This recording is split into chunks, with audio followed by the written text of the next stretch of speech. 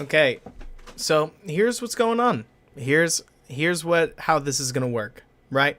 So what I've got happening is that I keep alt tabbing into Streamlabs, hitting spacebar, and somehow that alone is killing the stream. It's like I clicked end stream right there, which look, that's just how it's working right now. So that's now twice. I've done 30 streams and it's never happened. So we're just gonna never do that again. And go from there. Somebody, I think it was Jordan last time, said it's been a hard night. You know what? It has. It's not been good. So I'm just gonna say pin it on me, because that's just, it shouldn't be happening. And we'll advance from there. But yeah. Wait, no. We got this, right? I gotta find the whys, right? There's no way it's happening again. This time it's just standard lag. Let me take a look. No, we're good this time. Yeah, Hitash.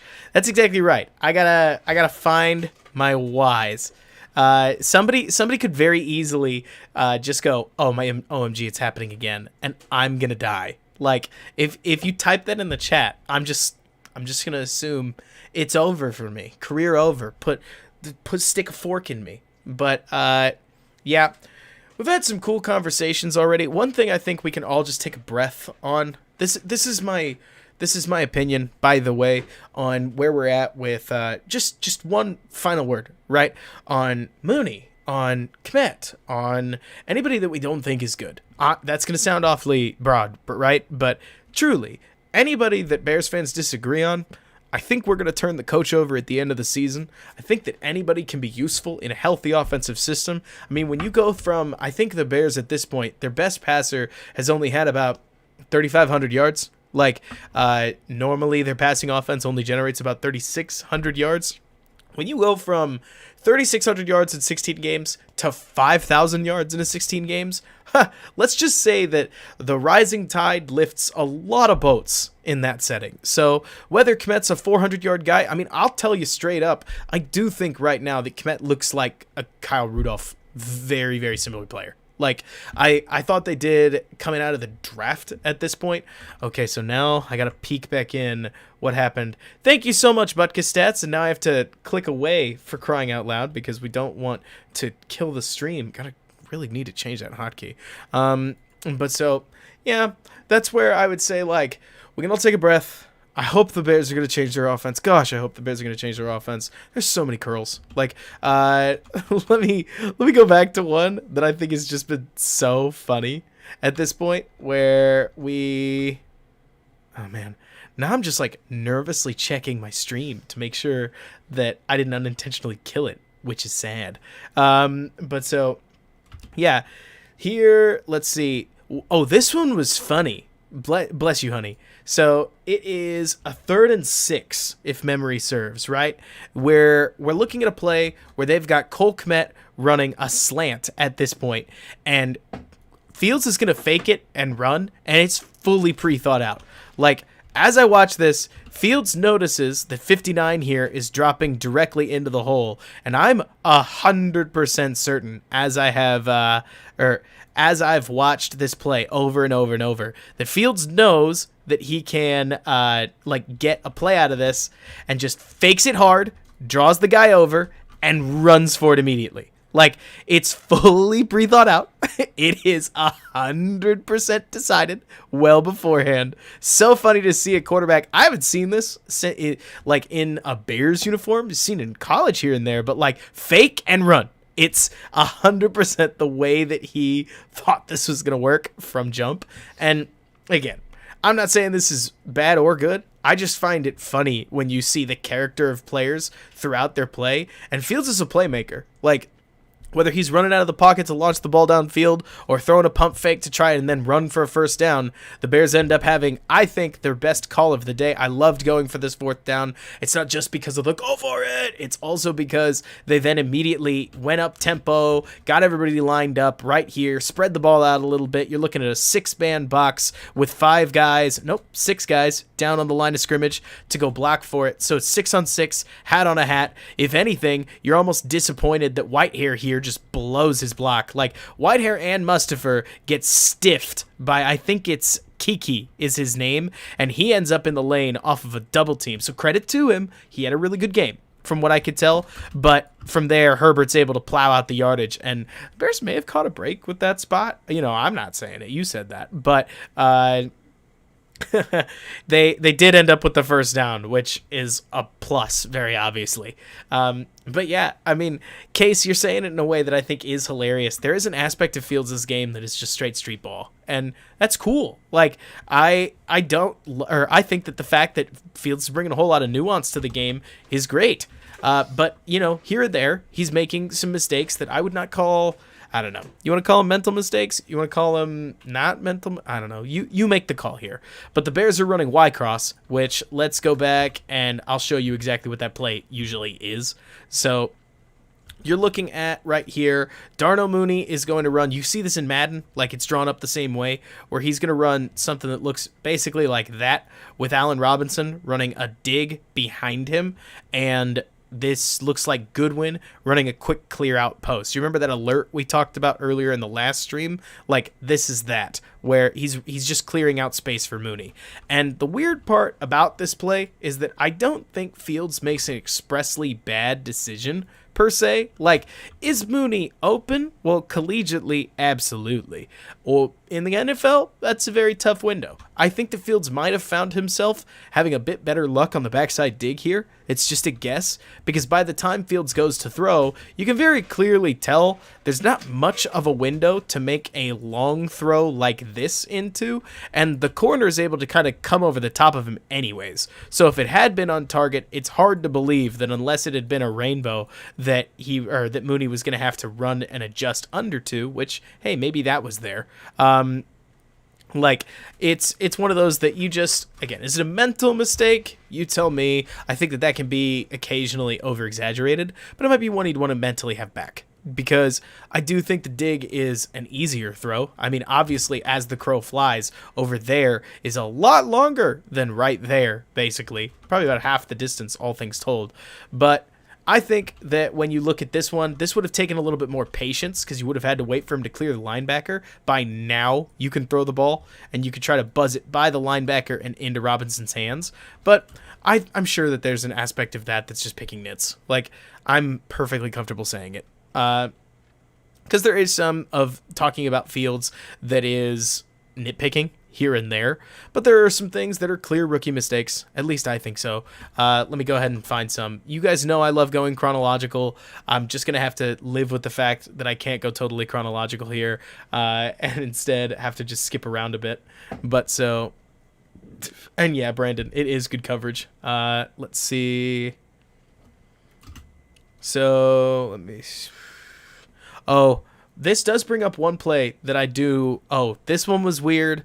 While we're going chronological, I don't know why Bird and Kmet are blocking the same guy. I have no idea who was supposed to get him, but if I had to guess, and I promise I'm not just picking on the guy, watching Bird's head makes me think that Kmet has this guy and Bird's coming around to get this guy with a little bit of momentum. When I watch Bird's head, he watches 29 and Kmet watches the guy in front of him, and then Bird ends up surprised, it seems like, because you can see right here he's running out there. Maybe he's supposed to go there and Kmet's supposed to go there.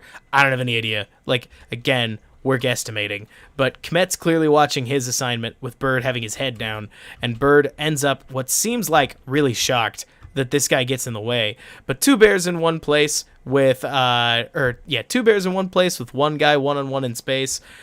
I just don't think this is the way it's drawn up. I really at this stage, and obviously the Bears only get 3 yards out of what could have been 7. Like it's not a touchdown. Let's not go Dan Orlovsky. Let's not pretend that somehow had Bird hit this guy, Mooney would have run to the end zone. TD Bears Packers suck. Yeah, no, not really, but I think at this point, Bird isn't the ideal blocker. You guys are absolutely saying it correctly, but I love that. By the way, the idea of given the way that the Bears work, this is probably how it's drawn up. That's hilarious. But yeah.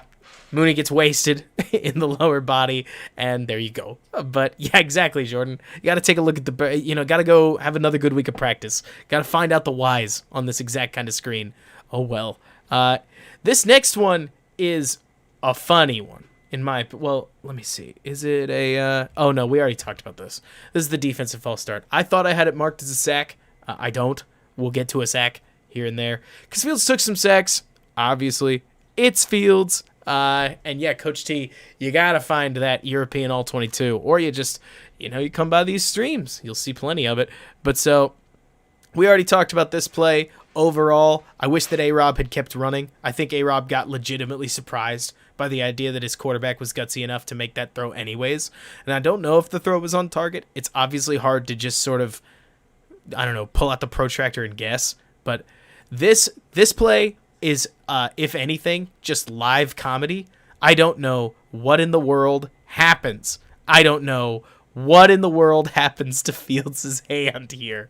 But if you watch Fields' shoulder and his body language, he looks like this ball it stuck to him or something. Like, it's not a no-look pass to number 9. It's one of the weirdest plays I've seen in a while. Because the Mustipher goofed up snap, you know what? At least I've seen centers mess up snaps before. But this play right here, I have no idea what's going on. I really don't know. It just comes out of his hand weird. Comes out with no spiral at all. And obviously, the ball rolls to nowhere with Kmet and Robinson just being like, what just happened? But so, yeah, I have no clue. I do think that at this point, let me see right here. I do think Fields makes the right decision. You got somebody going out here, safety over the top, linebacker in the middle, just jam the ball. Maybe this is a pump fake gone wrong. I don't know where he would have been going with the ball because it's clearly a quick hitter. But this is goofy, I think. But I don't mean to hang on to it too long. It was just one of those that I found on film, like, I forgot this play happened at all. Like, I must have blocked it out. But so, this one frustrates me. I feel like I led up to that a little more than maybe I should have. This feels like a designed run because the pull is so open that I don't know why Fields wouldn't pull this. But his body language says to me that it's 100% a run, that it's a handoff. It's a handoff from the shotgun. But man, does it bother me. Like, ooh. That's so there with the defensive end pinching in and everything. I don't think it's a bad decision. Like, I really don't. And maybe you're right, Ryan, that he decides mid-release not to throw it, going back to that last one. But this... It goes back to the Bears struggling to get yards out of the primary hole. Like, when the Bears want to run it this way, you're either going to get yards going up the backside or not. Or not get yards at all, I feel like. Maybe occasionally you'll bounce it and get yards over there, but they really seem to struggle that when you call for a run up the B gap or the A gap, getting yards through the B gap or the A gap. Think what you will about the Bears' offensive line. But so, exactly like you're saying, Coach T, this blows my mind. 52 Rashad Gary commits directly over here. And I tend to think that means it's scheme. Because, sure, Jordan, maybe the safety would blow him up, but the safety's moving over this way too. I think any read key would say pull it. I tend to think that it's... I tend to think it's scheme. If only because... this, like, watch 31, watch 52. These would be the people that he would be watching, where he pull, like, right here, you've got 31 breaking down, 52 coming over. This is a pull 100% of the time. And don't get me wrong, like, I totally get it that he probably would have, as soon as you run over here, he breaks, and then Fields would have to slide, probably. Or maybe he'd just try to take the edge. It's not as if it's a touchdown. Again, we're not Orlovskying over here, but it's not a read. Like Brandon's saying. I mean, thank somebody just going, it's not. Which I had a feeling anyways, but you get the idea. The trouble here is that this leads into a third down. What I didn't love about this play call, just going back to it, given that it's not a designed read, is that we've got that first play we talked about where the ball stuck to Fields' hands and so the ball sticks to Fields' hands. This is 2nd and 10. And on 2nd and 10, they call a straight shotgun run with no read whatsoever. And it obviously doesn't, like, I don't want to be too down on the team, but they've not done this well at the very least. Like, straight up shotgun running, going like direct to the side. I wouldn't exactly say that's the Bears' game. If they lined up under center and handed it off, at least I'd be saying on 2nd and 10 they're playing the football that they want to play. But instead they line up here in the shotgun, they hand the ball off, they get nothing, and I'm wondering who was supposed to be surprised. Like, it's. So then they go into third down, and it's like 3rd and 9, not to spoil the next play that we've got, and I really can't stand this call either. Like, mostly just the design of the play, because what you're going to end up seeing is that you're going to see a play where, believe it or not, you're going to, with 10 yards of off coverage, have this receiver right here run a go. That's fine. It happens, because I think it's Robinson. It might be Mooney, but whoever this is not going to run the out that you would anticipate they would. They're going to run a curl, like, every time. And so the Bears run this to this side of the field. Let me see. I think it's Mooney, who looks right here like if he was running an out, he'd have just about a free release. Like, at the very least, this guy would be struggling to keep up with him, but instead he sits it down, which blows my mind. Because maybe it's a read tag, I really don't know. But with the line to gain right here, and Fields having hit at least one throw way outside the numbers, like, we've got a deep throw right, or a deep route right here that's 100% a clear out route. Like, with that 10-yard cushion, nobody's beating him over the top unless you're Tyreek Hill, maybe. But so instead, we've got now a curl that's not there. Allen Robinson being spied with a defender that drifted backwards into a nice little zone right here on the same backside dig that he runs on what feels like every other play. Like, I like Allen Robinson on a backside dig, but you can't run it too often.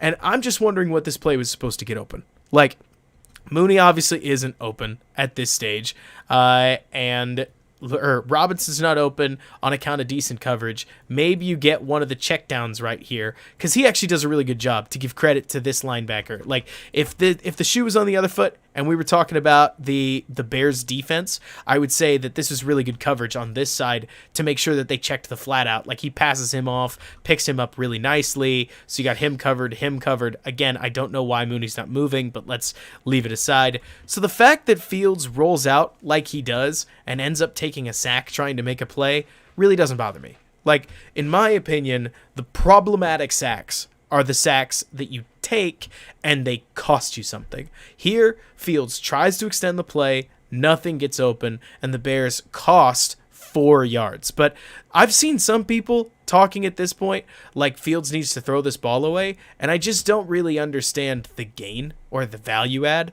Like, if it's 2nd down, yes. Thank you so much, Josh. Thank you. Like, you're awesome. That's so unbelievably kind of you to say. But so, yeah, I've seen some people be like, he's got to throw the ball away. You got to know when to throw the ball away. And again, like, it maybe you do on 1st or 2nd down. Sure. But, and J2K, like you're talking about, maybe he rolled the wrong way. Totally. And Brandon, I get that attitude. The idea that sometimes as a quarterback, you just don't need to be taking the hits. But as a rookie, I don't mind him taking the hits that whatever he needs to take to learn what he can and can't do is beneficial. At least that's my opinion. Fields clearly looks at a whole bunch of these. Case says rookie play. Fields clearly is still figuring out when he can and when he can't win a foot race. So I really don't mind the idea that Fields tries to beat him to the edge. It doesn't work like it does at OSU. Learning. Again, we're not going to be looking back in 2024, hopefully, thinking about the Packers game that wasn't, right? And so as I watch these guys, I don't know. I mean, they're NFL. What is it? I think JT O'Sullivan says they're professionals. They're paid too. So I look at it and think to myself, I'm fine with that kind of rep. Try to make a play, learn what you can, learn what you can't, and moved on from there. So going back to another good play, talking about some of these, let's go 27:55. Obviously, we've talked mostly offense here. Censored, you are too unbelievably kind. Thank you so much. Oh, man. What is this? Which sweaty Teddy are we are we talking about Ted? Oh, gosh. What is his name? How have I, forgotten Ted Phillips, right? Yeah. A full change in ownership would not be a problem. That's for sure. But, hey, you don't pick these sorts of things. But so let's take a look here.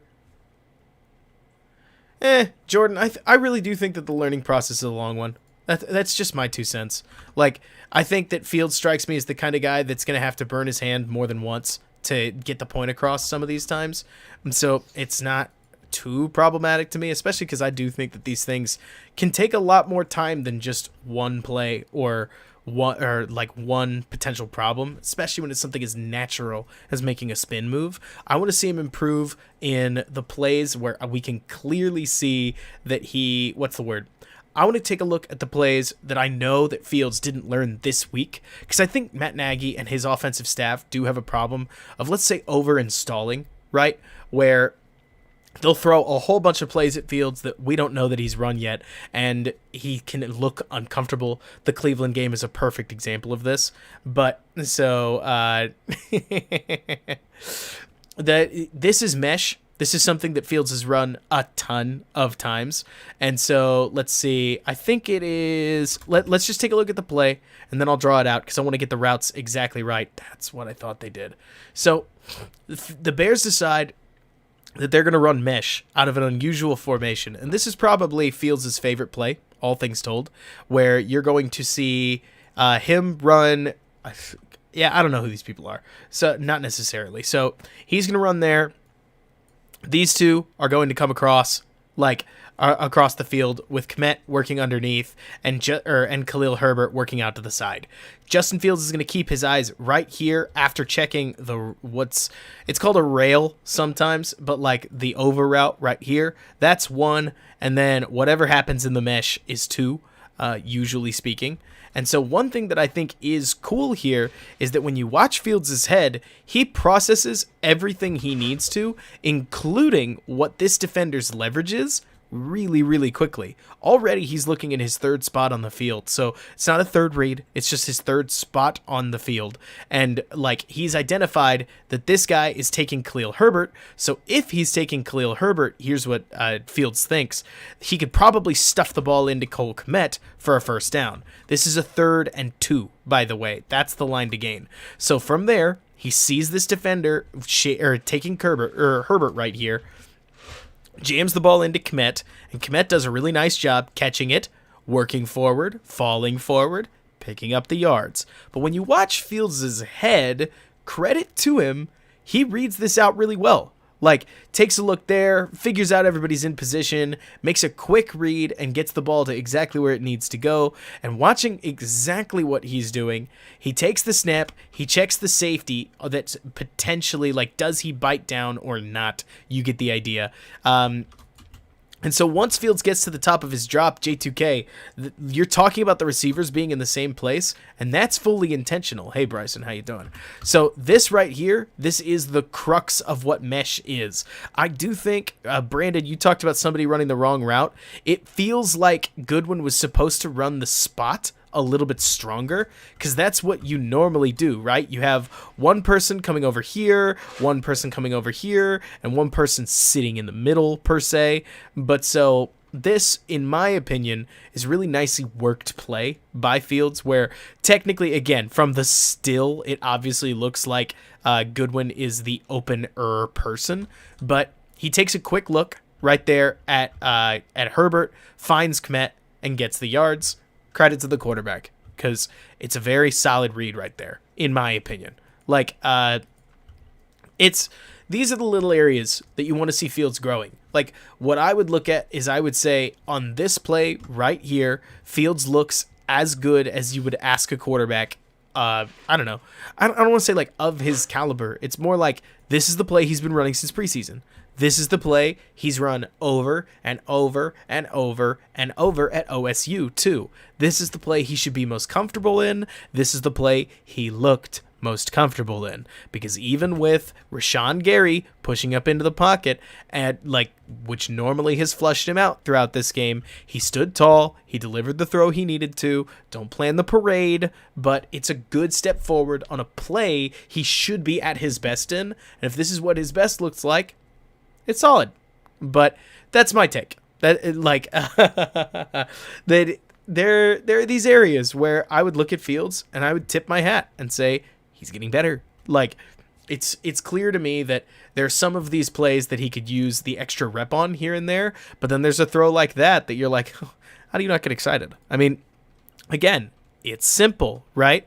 But we talked earlier about the Bears potentially calling one too many curls, and here you're going to see Goodwin runs an out, Fields converts it, telling the receiver to bite down and come back for the ball, but he buzzes it right behind this defender and snaps the ball into his receiver's hands for a 12-yard gain. Like, there's a lot of this stuff that I think 174 yards just doesn't do justice, right? And there's a whole bunch of things in the second half that we could walk through.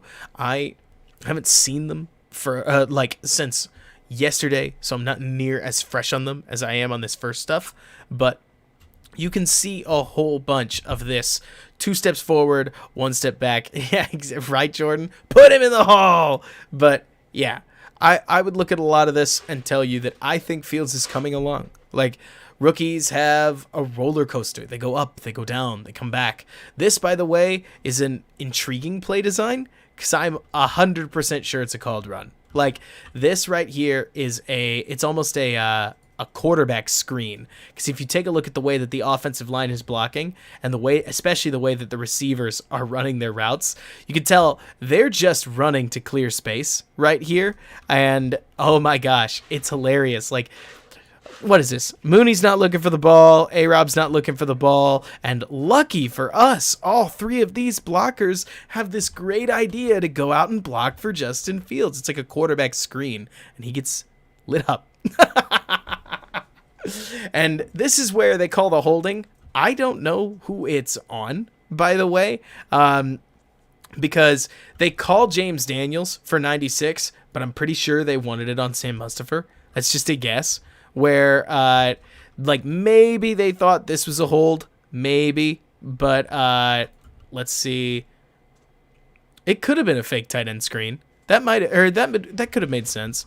Who knows? Now that I think about it, you bring up a good point, Brandon, because I guess I hadn't seen the tight end. He didn't pop out enough. So it probably was a tight end screen that he looked at and saw 54 had just covered up. That Kmet turns around and he's like, oh, that's not happening, and just called his own number. But Mustipher looks to me like he's hanging on to the jersey. Referee hasn't reacted yet, and so right around there, you see him pull the flag out and get rid of it. So, nah.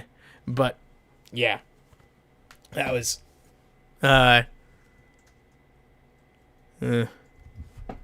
definitely one that I missed in my note-taking, that's for sure. Because I looked at it and didn't see the tight end at all. But clearly need to just watch that one again. Let's see. What is it? We've got the no-call timeout right here. I thought this one was goofy at the very least, where you clearly see Fields signal for the timeout and they don't give it to him. And then they try to kind of just see if they can't squeeze the play in. They obviously don't. But I don't necessarily think anything specific about that. Just found it interesting watching on the All-22. Like, you see it on the broadcast that he called the timeout, but yeah, not good. But so, let's see. Going back through a couple of offensive stuff. Let's see. 30-20 right here. Bird lays a nice little block. Somebody was talking. I mean, I think Bird's been struggling plenty in this sort of thing. He's been struggling plenty as a blocker. But they pull Bird across on a wham, and he's going to cut this guy's legs out from under him. Bang, right there. Herbert gets right up through the hole. Doesn't necessarily break a tackle. That's fine. Takes the 12 yards in front of him. What is this? Savage puts his shoulder down, and it's a good play for the Bears. Finally, they get something up through the standard hole where they actually called it to go up the AC gap, and they get it. As it looks like, I think it's Peters who in part just keeps working his guy across the formation. It tends to be up this left side, so credit to Peters on that, and Herbert gets the yardage. Neat. Let me see. Oh, these next two are sad for differing reasons. Let's see. This first one. Oh, no, this one's just a standard run. Nothing too crazy here. What? What, Jordan? What did I do? I'm hearing just whoa, whoa, whoa. Let's see. This first one that you're going to see is intriguing, if only because the Bears call a verts play, and it gets absolutely blown up. Like, this turns into a check down immediately because they're going to send everybody deep right there, and let's see, like, Fields is just going to find his check down immediately because he's got a blitzer in his face. So, fires it, grabs it, and Herbert didn't come up with the catch. And so, let me see. Are we talking about... Jordan wants to talk about Darnell Savage. I don't think anybody's saying Darnell Savage isn't a good safety. It's just a guess. Jordan, to be clear, Savage doesn't wrap up. He throws his shoulders. Like, you see the two arms come around, I guess. But he mostly just squares him up and puts his shoulder down on a running back coming right at him.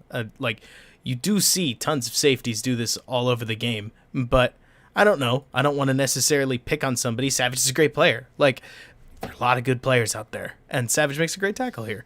But it is intriguing to me. So you talk about how he comes downhill. He steps from here to here because safeties on running backs are going to concede the yardage to make the tackle, and Herbert gets the ball to there anyways, and then immediately he gets hurt, which is a bummer. But so moving on from there, this one bummed me out, if only because I wish that Herbert could have caught this ball.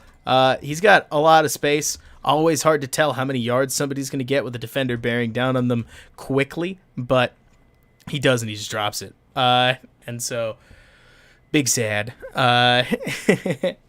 And so, this is one I was excited that Fields was able to, at the very least, just see number 9 and then just kick the ball out. Boom, right there.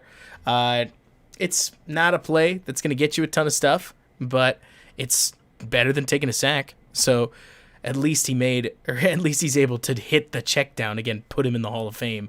But so, this is probably the weirdest play of the game from the Bears' perspective. You're going to have Allen Robinson run an option route that was, Rudy, so you asked, is it on Herbert or is it on Fields? I mean, personal opinion, when the running back or when the quarterback delivers the ball like that, I would tell you should catch it. Like, it's not so difficult to catch that it shouldn't be considered standard, but that's just my 2 cents. Like, again, it's a good blitz by Green Bay's part.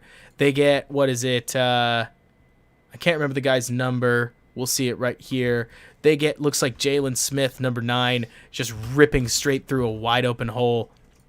So this one's rough in any setting. You're just trying to get it, or you're just trying to get the ball out from there. Like, it's a good defensive play. Kicks it out, and then ball hits the turf. Cry big tears. So from there, we get to here where this one intrigued me, if only because I think Robinson runs his option route pretty much exactly like it should be. And I think Fields, I don't know if he gives up on it or he feels pressure, but this might have been Fields' worst sack of the game. And that's just my 2 cents. Because what you're going to see here, now granted, Robinson doesn't look like he runs this route at all. But when you watch the timing of what happens here, you're going to see that they get Robinson comes through pretty much right as the safeties leave. So he clearly understands what the timing is supposed to be of this route, because he's got the defenders fading just backwards as he turns around, and had he turned around any earlier, he'd have given clues away. The trouble is that Fields gets eaten up. And I kind of tend to think that Fields looked away on this one, because you're going to see him standing tall in the pocket, but then he sees this stunt coming towards him and just leaves right there. I wonder if there's an aspect of this that's just hits adding up. I really do wonder, because Fields hasn't played the game as if his eyes are necessarily getting submarined. He's not pulling his eyes down as early as possible, but he definitely sees 97 or feels him coming per se, and just gets the heck out of there, which there's not a ton of yards to get when you're always necessarily, I don't want to say he's always trying to run, because that's not the case. But so let's see. Yeah, Peters gets, is it beat inside? It's probably, he loses, I don't know. Tough to put that one on a lineman when the quarterback's supposed to be in the pocket. Offensive line generally lets up a whole bunch of pressure in this setup. But would you like Fields to stay tall in the pocket? Yes. Would you like the blocking to be better than it is in this case? Yes.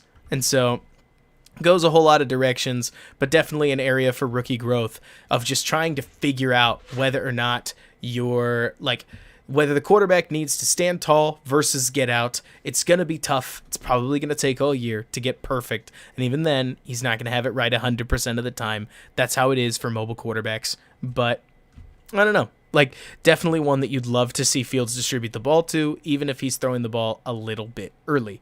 So we'll see. That was one that I know I had him marked down for.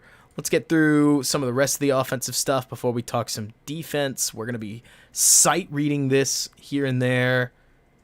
So let's move forward. Big, sad, scary Packers are driving. And now let's watch some tape together. So it's 1st and 10. Memory serves. Is it 17-7 at this point? We're going to go to... I'll have to figure it out later. But so...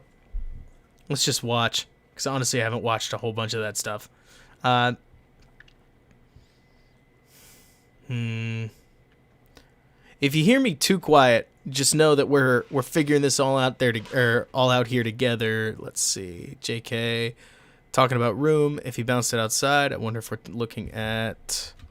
Yeah, chances are if he does go outside, he could find something. But you always. Well, it looks like he tried to. As a matter of fact, just stumbled a bit. 2 yards. Not every run's a pro style run at this point, but you get the idea. Kenny Clark was a problem, and Kiki, their other defensive lineman, was really, really good. I thought he had a very, very, very solid game personally. But so from here, it looks like they run. Looks like an RPO, and Khalil Herbert makes a really nice play with the check down.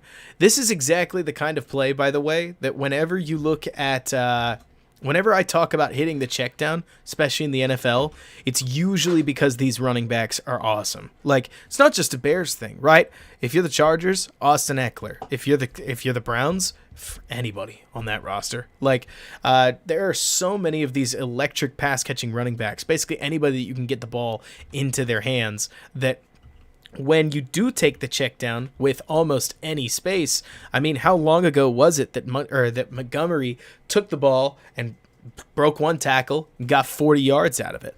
At this point, Igos talking about Whitehair, oh gosh, I don't know. I would have to watch enough NFL tape to really have a feel for what average looks like, but I would tell you right now, oh my word, Cody Whitehair did not have a good game.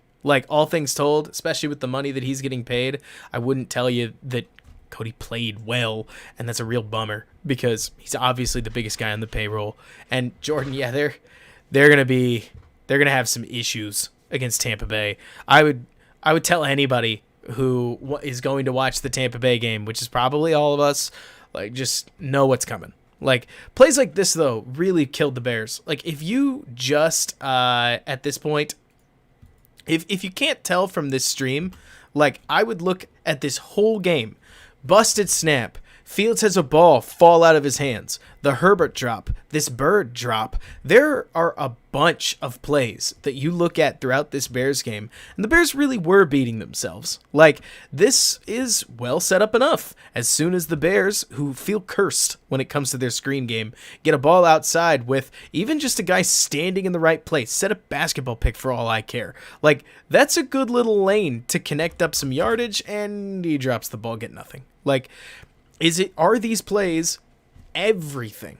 Not necessarily, but when you lose these kinds of, yeah, I know, again, he could set a 2K pick and Bird can go 1v1 this guy in space and you get 4 yards or you get 8 or God forbid you break a tackle. Like, that's the aim at the very least, but the Bears just got nothing. It feels like, as much as we saw Fields overcome the bad snap, and we know he overcomes the hold later in the game, it did feel like the Bears, I don't know, 25% of the time, just blew something and made a mistake that wrecked their whole flow. And throws like this, bread and butter. Like, you want to see these kinds of throws, standard RPO, standard delivery, ball right there. Let me see. So, I think Jalen really struggled. Like, I don't think that Jalen was necessarily, in the wide world of set up to succeed, I don't think Jalen Johnson, I think that the Bears counted on him to shut down Davante Adams. And Davante Adams kind of took him to task. But we'll get into that in the defensive section, which, yeah, that was hit and miss. But so, Bears get a nice little run here. Nice bounce. From there, it looks as if he does a great job at this point. What, Brandon? Fight me. I personally thought he looked like an outside corner playing nickel. Like, we talk all the time, by the way, about how the nickel corner has to defend so much of the field. And I thought Jalen Johnson did a really good job whenever he was up against Davante Adams and he had the sideline helping him out. When he was in the slot specifically, Davante Adams took him to task. But that's just my 2 cents, like a general take. Check out here as Herbert's able to draw these guys in yet again, set his blockers up for a quick outside run. Like, this is really nice as he dips in. You can clearly see the Packers defenders biting down, and then he bounces out and creates a whole bunch of yardage with the way he runs. Like, when you talk about an outside zone runner and you talk about setting up your blocking, these are exactly the plays you're thinking of, where Herbert is able to help. I think that's Mooney. It's just a guess, but he's able to help Mooney become a blocker exactly like you'd want him to by dipping in, getting out, and having the speed then to turn this setting into 15 yards. And yeah, Jordan, I mean, I don't want to act as if somehow Davante Adams being put in the nickel, ISO'd up on Jalen Johnson, winning makes Jalen bad. I mean, Davante Adams is amazing. And the way that LaFleur is able, let me take a peek here because I hear the ping. Thank you so much, Star Force, for subscribing. Gotta get out. Can't accidentally kill the stream again. But so, let me see. Yeah, I mean, These are the kinds of plays where somebody said bye-bye Montgomery extension, maybe, but these are the exciting pieces of having a true outside zone runner as we watch this end zone angle, and he just busts it outside, beats the guy to the edge. I actually think he caught a bit of a break, probably stepped out of bounds there, but they gave him the yards, this works. We take these, but that's just, let's see here. I don't want to say that and not prove it, so let's see. I think it's there. That was out of bounds. Like, right there at the 3, but then he picks up about 3 or 4 more running back. Oh, no, does he? No, never mind. They caught him stepping out, so never mind. Big sad.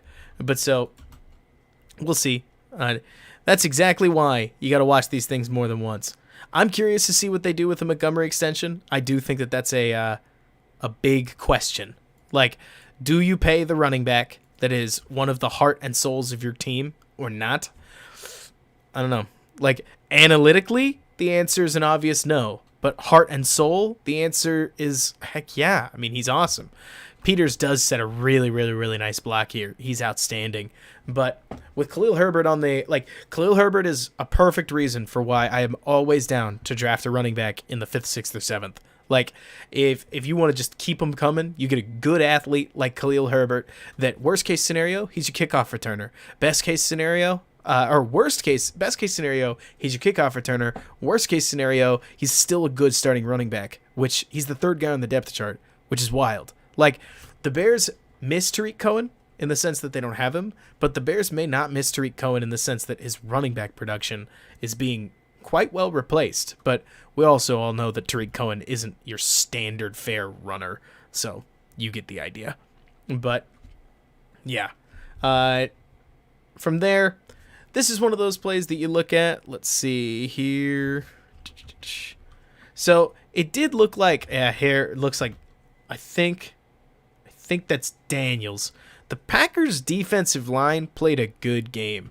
95 here, for instance, is going to gain leverage over Daniels. I think 95 gains leverage. Kenny Clark has already pushed over, so they did work the back into the main group of the field.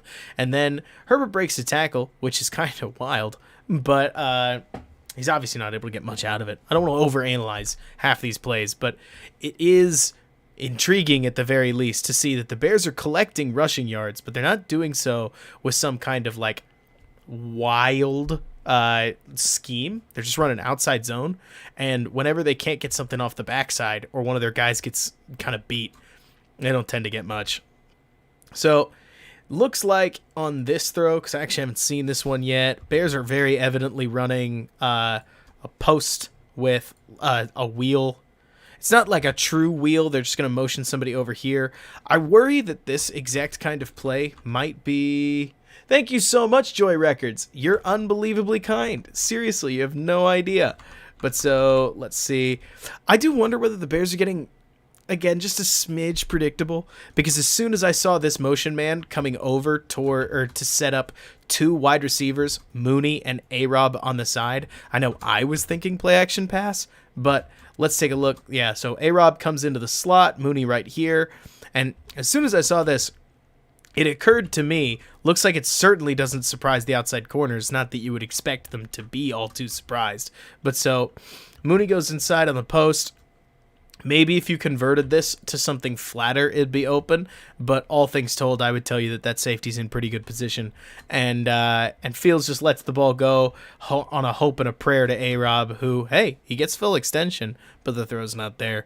Maybe you want to see Fields hit the check down in this setting. Like, maybe. Because that's really not that bad a place to put the ball. Or at least... You zip the ball to him, he turns upfield, and you never know. Like, those are the sorts of NFL plays that, again, Fields' aggression, huge fan. Never, ever going to complain about Fields' aggression. But the check down isn't a failure in this setup. We already talked about that. I can go back through it on the end. But so... The check down is very often, especially when you hit it on time. I look at this and think to myself, is it Herbert in particular? I want to make sure I know before I say anything. But yeah, let me see here. It's Pierce. So they did put Pearson on a whole bunch of these like play action shots, and I don't think they handed him the ball at all. Somebody could fact check me on that, but it makes sense. Like Brandon's saying, geez, I hadn't thought about the fact that it is a double move, so maybe they did expect him to beat him. It could just be a shot play in that setting, where you've got Mooney running a clear out for A-Rob, who's on a double move, but obviously they didn't bite the double move, and they run this exact kind of wheel enough. I don't know. I don't want to kill the design every time the play doesn't work, because this has worked before, but... I definitely wondered whether that extra motion sold play action in this setup. But, hey, again, I don't want to be a results-based grader here. Like, the throw wasn't there. And that's going to happen sometimes. Even Aaron Rodgers and the Green Bay Packers will phone in plays here and there that just aren't there. This one, though, I do think was open. Like, I know this has been, I wouldn't say it's been a theme, but this one looks to me like it's that very normal, they put two guys in one area, one of them runs a go, the other runs an out. Draw it, pen, draw it, pen. And I feel like if Fields had thrown it, they get the yardage. But he doesn't. I don't know what he's looking for. Maybe his eyes got pulled down. Maybe he thought he would get something on the backside. But this one definitely struck me as, something feels weird about this one. Where you've got the guy you want, you've got him with just enough space to just squeeze that football in. I don't know. But the throw obviously doesn't come. So one that you'll hope that Fields makes next time. It's a sprint out.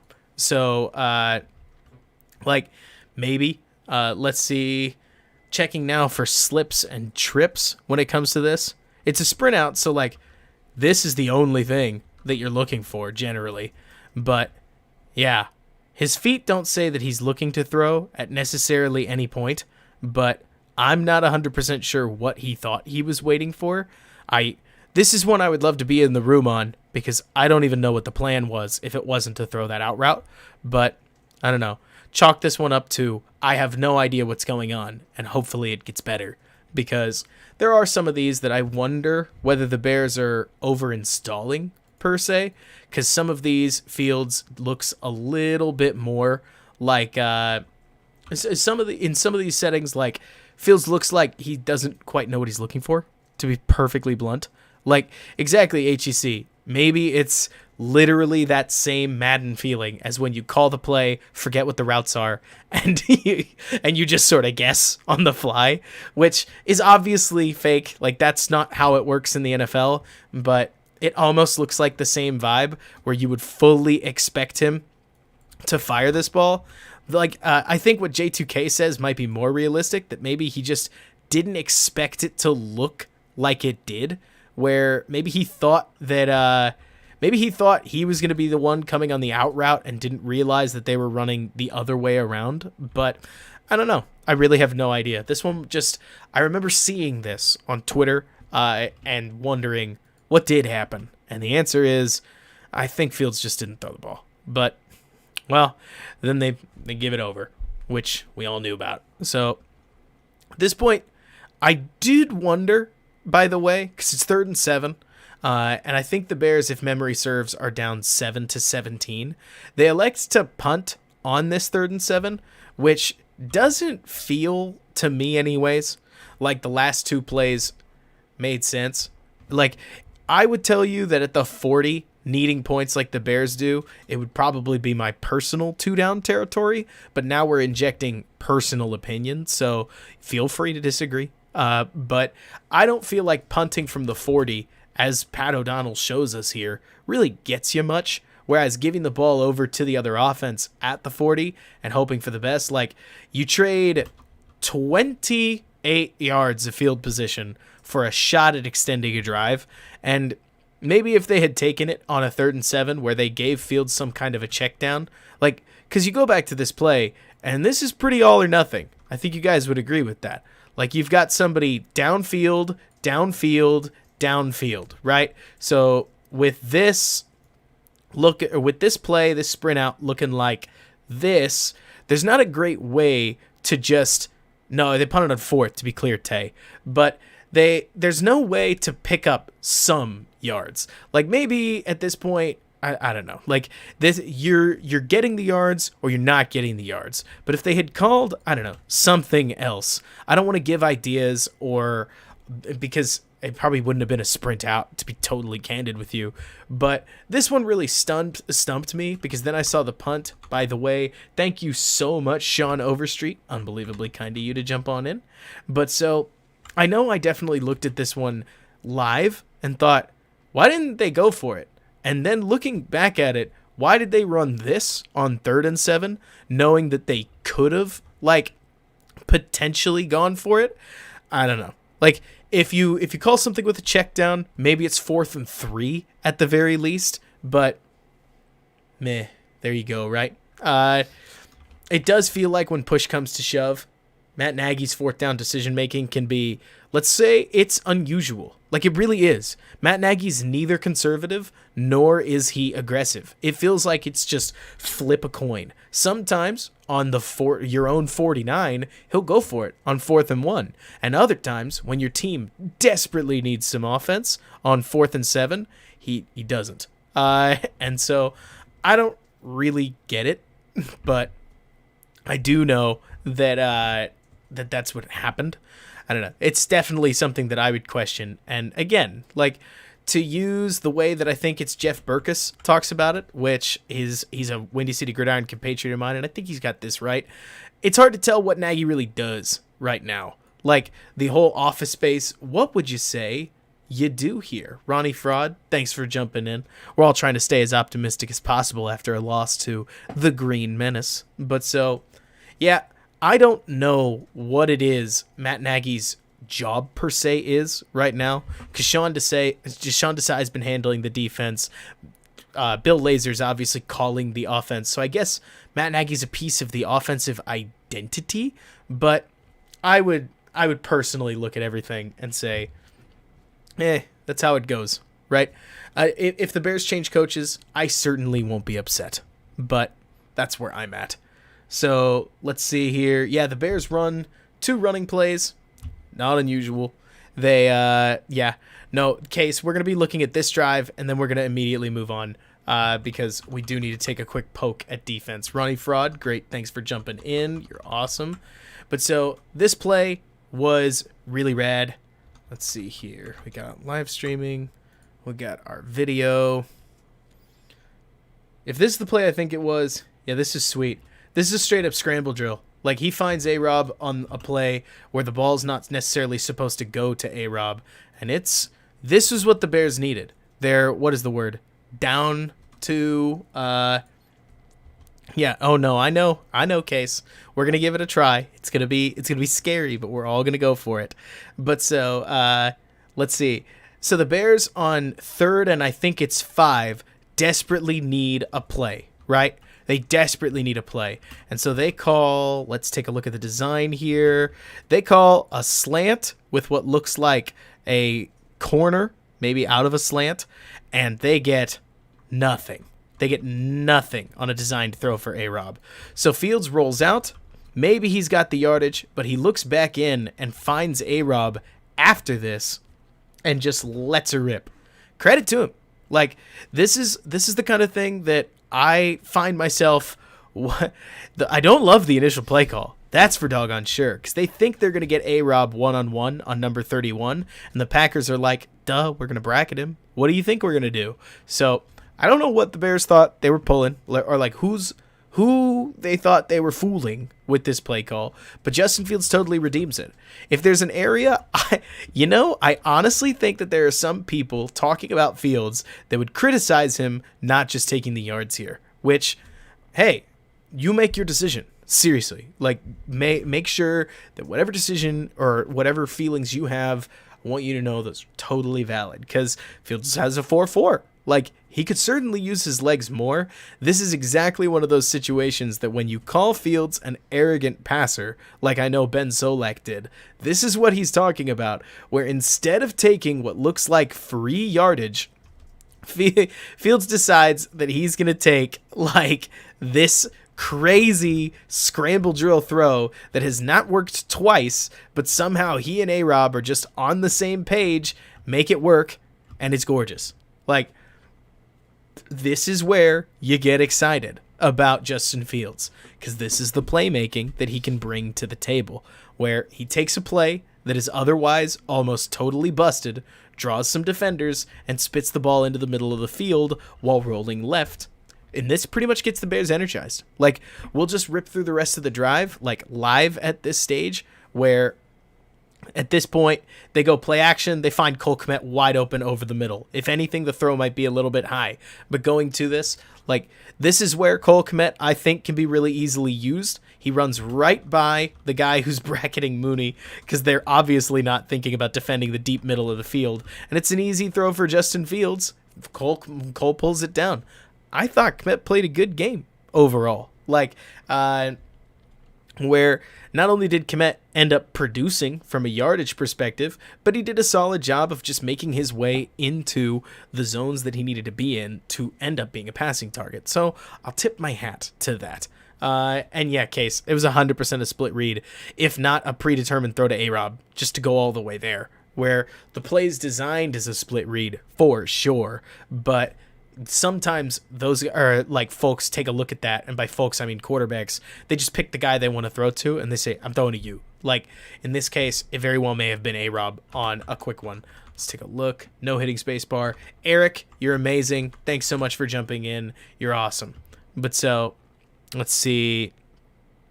I think, Jay, it's the Bears' utter inability to do anything outside of Fields, but that's just me totally guessing. Because I really thought that Fields' game overall looked pretty put together.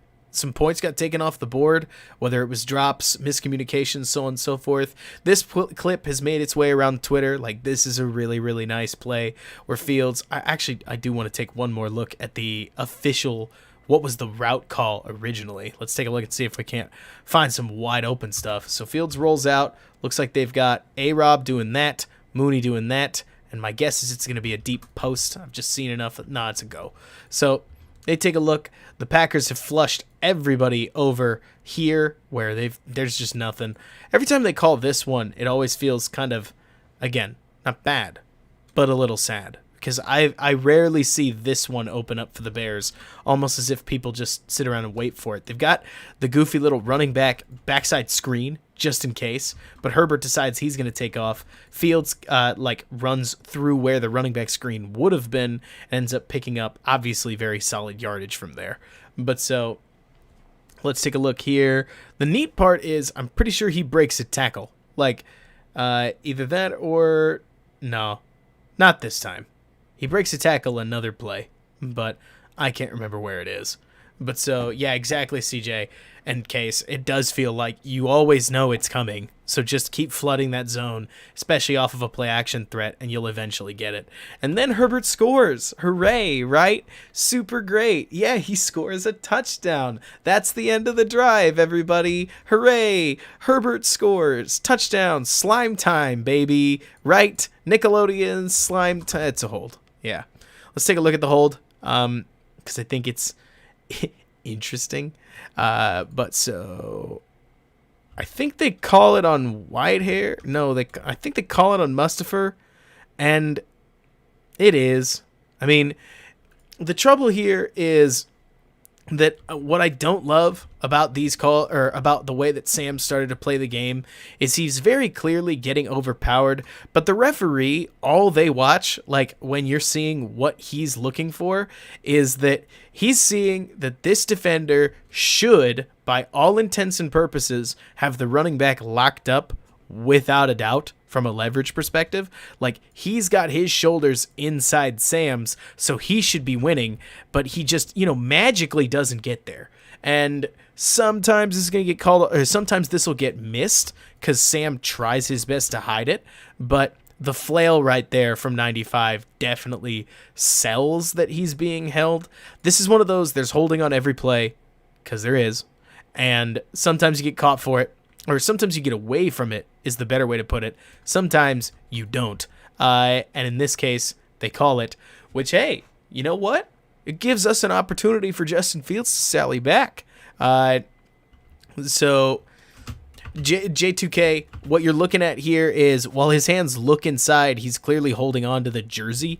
There's just no other way that he'd be able to control 95 with his hands from right there. But exactly, Akusai, I think the bear hug, believe it or not, can work a little better there, because at least the guy has to wrench you over with him. But that's just my not even offensive line 2 cents. I never played offensive line. I'm short. Surprise. But Bears get tagged for a hold, and I get it. Most holds I'm going to agree with. I'm not really the guy who you're going to find who's going to go, oh, I want a hold, because holding happens all the time. And by the nature of the rules, a lot of the things that people get away with on a down-to-down basis are holds. But I don't know if I could have been a center. I mean, maybe for a private school, But so what is this? Fields just distributes on a simple ball. You don't need to put him in the hall for hitting A-Rob for 7 yards. But they're the little plays that they're better. Look, what was it? Fields had 60 yards against Cincinnati because he couldn't even do this, right? Like, if memory serves, Fields had, I think it was 60 yards. Like, he had 60 to 68 yards, less than 70 yards in 2.5 quarters against Cincinnati, because a lot of those littler plays, that RPO that we saw, a couple of the out routes, like, they weren't really ready to go. So, at least to me, one thing that I saw in this game was that there were a couple more plays in Fields' back pocket that he was able to make work. This, by the way, is a really nice soaked hit by Cole Kmet. I don't feel like guys always get a ton of credit for this. At the very least, this is just old school, taking a hit, going down, holding on to the ball in a tough area, and solid throw by 31, or throw as in like thrown shoulder. You get the idea. But I want to give or tip my hat to Kmet where we can, because I do think, you get the idea. A helpful tight end would be an awfully good thing. And at the very least, he makes a decent little break right here. Decent and nice. Somewhere in between there. But I've seen Cole Kmet round a lot of routes. This one's a really solid one where he's able to get his feet planted, cut right inside. At the very least, 21 certainly doesn't see it coming. So he creates the space, partially because of a run route. Also, don't plan the parade on that one. But hopefully that's tight end university coming in handy a little bit. And we can see a little bit more of that, because tight end production would be awfully nice on a team right now where Darnell Mooney, Allen Robinson seem to be the only people that are catching anything. But from there, the Bears try to grind the ball down a little bit. I think this is a first down. I love it, by the way, when you have the opportunity to get a first down within the 5. I feel like that always helps the offense out when they can just, get a couple yards there on third down, get halfway to the goal line, and then bang, now you got 1st and 10. This always seems to help out offenses, and certainly in this setup, it helps the Bears. So he takes a look at what looks like it's not a, let me see here. So if you take a look at this play call, this was a really nice read by Fields. I think everybody saw it live. That basically what they've got is they've got Cole Kmet running into the corner with Hall of Famer Ryan Nall running into the flat. So Fields' initial read is to just take a look there, right? And so he looks, he sees they're covered, and looks back, finds Mooney, and delivers the football. He even waits a little bit because he feels that he's got an absolute ton of time that he could eat dinner out here, like in the pocket. And so he just gives he waits a good little bit to flick the ball into wide open space for Mooney. Good stuff. Like, this isn't anything overcomplicated. Let me see here. It is a nice little pick by Jimmy Graham. Looks like this is part of the design. Honestly, you could sell me on the idea that this is 100% designed for Mooney, and I'd believe you. Because Jimmy Graham right here, he's literally just screening the defender. And these two run such sideways routes at this point that if they were just clearing for Mooney to run wide open into the middle of the field, honestly, I'd believe you. Jimmy's route occupies this guy right here as he ends up picked. So it feels like they just confused the Packers defense. Fields takes advantage of it. 2nd touchdown of the season, which feels awfully minimal, but that's how it goes. Solid play, though, all things told. I would argue that this was like one of the more basic plays that Fields made. Obviously, it's the one that goes in the end zone, right? But either way, I go back to the play, right back here.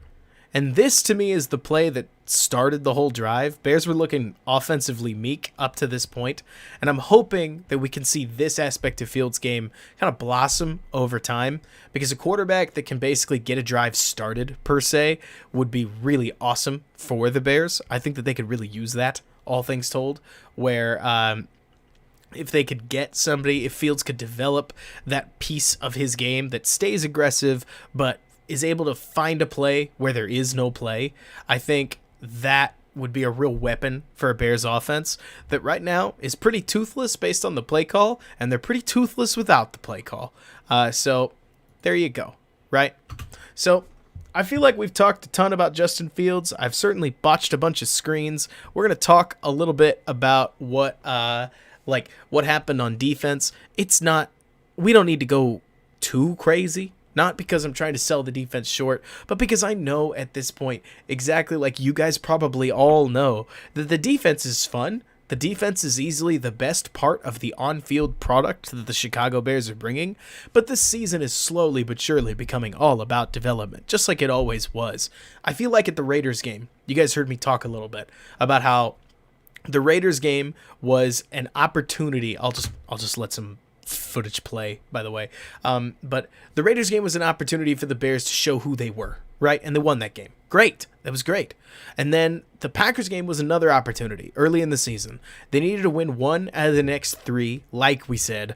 And the Packers, it felt like in this game, were a great opportunity for the Bears to assert themselves as a playoff dark horse. And I don't think they looked good enough. Now, maybe they come together. Maybe they get thumped by Tampa Bay. They come back, they beat a 49er team. But I feel like all the chips are down on that 49er game and the Pittsburgh game, because if they beat the Ravens, I will be legitimately surprised. If they beat the Niners, I will be legitimately surprised. But hey, we got some good ones ahead of us. Not next week. Probably not. But this was a game where I feel like the Bears had the opportunity to certainly play better than they did, and they looked like a work in progress here in Week 6, and hey, they kind of are. I mean, they have a rookie quarterback that did not start Week 1, did not start Week 2, though entered in obviously quickly, and then historically, ended up poor. They played historically badly against Cleveland, so not ideal, but that's the sort of thing that as we proceed, like going forward, I'm going to be curious to see what happens from here. Certainly, I think they could reassert themselves as the season goes on, but they have to make, I would tell you that I think they controlled their destiny going into the Packers game after beating a Raiders team that I would tell you that they probably weren't supposed to beat, but now they've got to make something happen against probably not a Buccaneers team, because again, they're really good, but the Niners in particular, I think they got to find a way to come out with a win there, or else the season may spiral all the way into development, which if it does, that's fine. Bears traded up for a quarterback. Fields is kind of all that matters at this point. So if this does end up developmental year, nobody will be surprised, right? Most preseason predictions were 7 to 9 wins, and the 9s kind of felt like reaches. So I don't know. We will see what happens. The Bears obviously have some key games against Lions, Mini, and the Giants still on the schedule, which if you bookmark them all as wins, you're probably being a little aggressive, but I think the Bears could win 3 of those. So if that's the case, with 3-3 and those in their pockets, they've just got to find a couple more to potentially squeeze out the wild card, but we will get there when we get there. For now, I definitely think they've got a trial coming up against San Francisco, or against Tampa Bay, but yeah, you know how it goes. I can't help but agree, Jordan. I feel like the Trey Lance versus Justin Fields matchup is going to be played up. I know Bears fans are going to get excited, and I don't know. I don't have faith in that one going particularly well for the Bears, primarily because, well, it's going to depend on who the 49ers can get back, but yeah, they've got a lot of studs on defense, and that could be a problem. But so, Jay, I personally, what I want to see happen with Fields is I want to be able to stop saying, oh, well, this could have worked for Fields, but it didn't because of blank. I would love to see, and I don't even expect it consistently for Fields to be able to finish the play. Like we've done a whole lot of ifs at this point, haven't we? If Allen Robinson kept running, if in Cincinnati Allen Robinson had caught the ball thrown into his gut, if this, if that, if he had seen Allen Robinson downfield, if he had stood in the pocket and just slowly closing a few of those loops. Again, I don't want to act as if the next step for Fields is to throw 330 yards and 4 touchdowns every week, right?